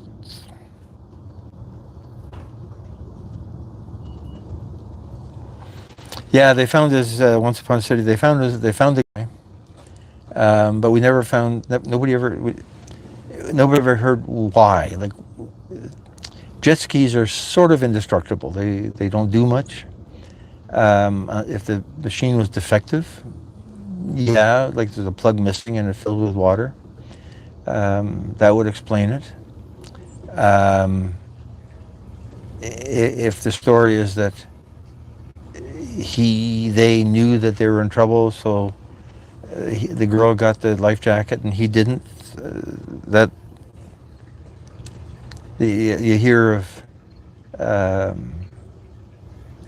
the jet skis that are rented out of Woodbine Beach. You hear of them getting submarined, getting underwater. If you bounce it off of a wave properly, the nose will go down enough that it will fill. and but two people on a jet ski isn't that much in terms of weight, so that shouldn't have caused it. So it would be nice to know, because then you would know. And if you ever thought you might rent a jet ski, which I've thought of from time to time, only been on one once in Nova Scotia, visiting people on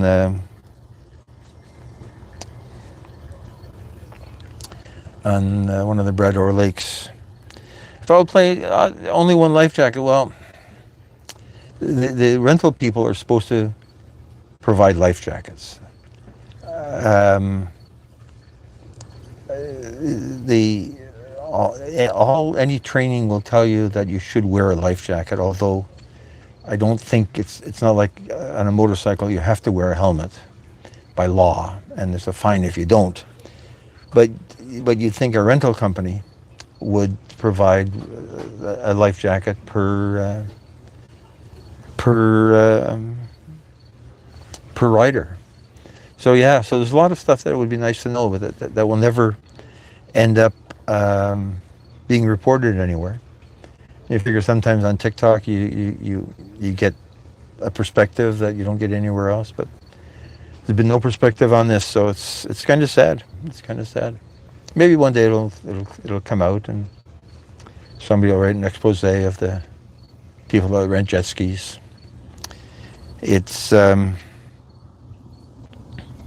yeah, the guy that sailed into the sunset left one of the downtown yacht clubs, never came back, and I think he was like 82, and he had just bought the boat, or he just upgraded from a smaller boat to like a 25-foot boat, so not a really big boat. But yeah, just disappeared, never came back. Never heard from him again. For all we know, he went down the Erie Canal through the New York River system down the intercoastal, and he's lying on a beach in Fort Lauderdale and laughing at us. But you never know. And it's scary. I think about it once in a while, you know, especially you're out on the boat fiddling around, and either the sails are set or the engine's running, and so if you fall in, the boat will just keep on, right? It'll just go, and you're there, and even with a life jacket, I mean, the water's cold until the end of July, and nobody will ever find you. And I remember reading, or I think either I was reading about somebody's trip through the Indian Ocean on a sailboat, or was it YouTube? And he had to climb up his mast in order to fix something, and which is not that unusual. I mean, I wouldn't do it. I'm too heavy. Maybe in my younger days I would have. People do it on a regular basis. The thing's called the boatswain's chair. I have one here on the boat. And so you hoist yourself up. And he was talking about how he prepared for if he fell in, if he fell off the boat. And he had hundreds of feet of rope hanging, floating off the back, so that if he fell in, he hoped he could grab onto one of the ropes and pull himself back on board. So, I mean, you end up with safety harnesses and stuff like that as well that are supposed to keep her from falling off the mast. I mean, at the worst, you're stuck up there, and then you have to get down, or you fall off and onto the boat itself, so you're not landing in the ocean. But yeah, you hear about these things and you wonder, you know, what would I do if that happened to me?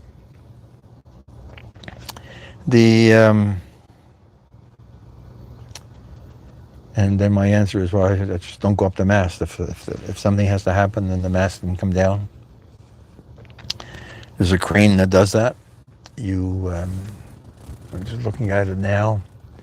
This mast hasn't been down in 7 years, so it probably should come down to get an opportunity to check how tight the turnbuckles are and make sure the ceiling on the light at the top is keeping the rain out. Although it's been pretty, there's nothing noticeable wrong with it at this point. And you can always look at a lot of it with a pair of binoculars to see if things are coming loose. So, yeah, strange things happen. And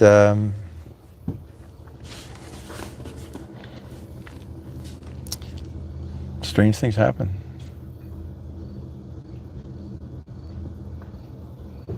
That water is so quiet. I mean, when I'm looking at it directly here, I see a little bit of a ripple, but when I'm looking at it in the camera, yeah, there's a bit of a ripple in the reflection of those two trees in the distance. Has a little bit of a ripple that you can tell there's a bit of a breeze. The wind is from the west now. Tomorrow the wind is supposed to be from the south, and the south is good for make one big long port tack out of the harbor, out to Hanlon's Point, check out Ontario Place, and tack, come back the other way, maybe to the Leslie Street light if the wind is at the right angle. Go check it out, and on the starboard tack, and then head back into the harbor. So that'll be a nice sail. Whether it can't really do a live from that because the data is flaky, but we'll record some of it and maybe use it as a video in the background for a live. So, having said all of that, I'm going to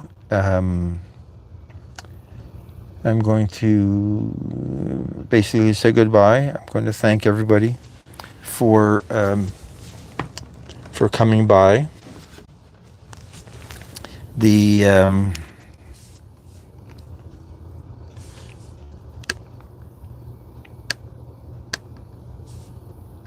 Love the opportunity to ramble about stuff.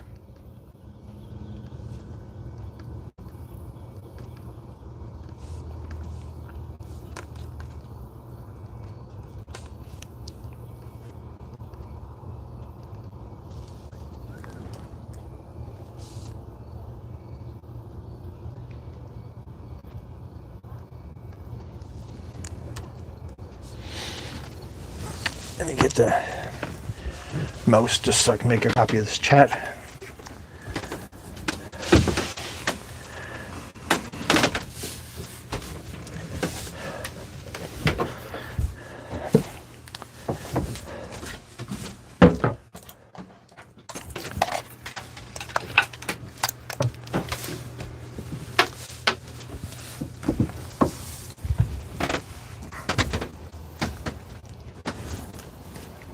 Yeah, I don't see a moon. Oh, there it is, the moon. So the moon is off to the west. It's over the city, and it's like a quarter moon or an eighth moon, a little tiny sliver, but it's there. And usually the moon comes up on the other side, so that's strange that it's doing that.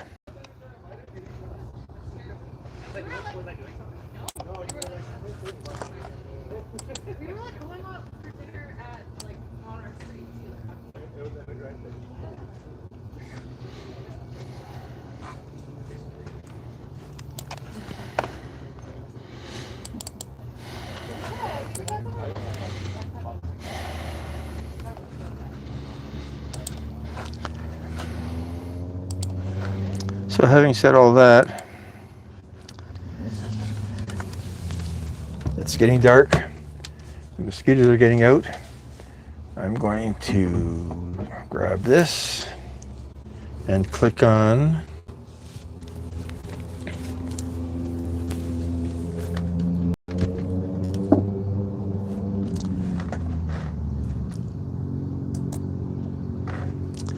the analytics there. And I'm going to say, see you later. Sure you want to stop streaming?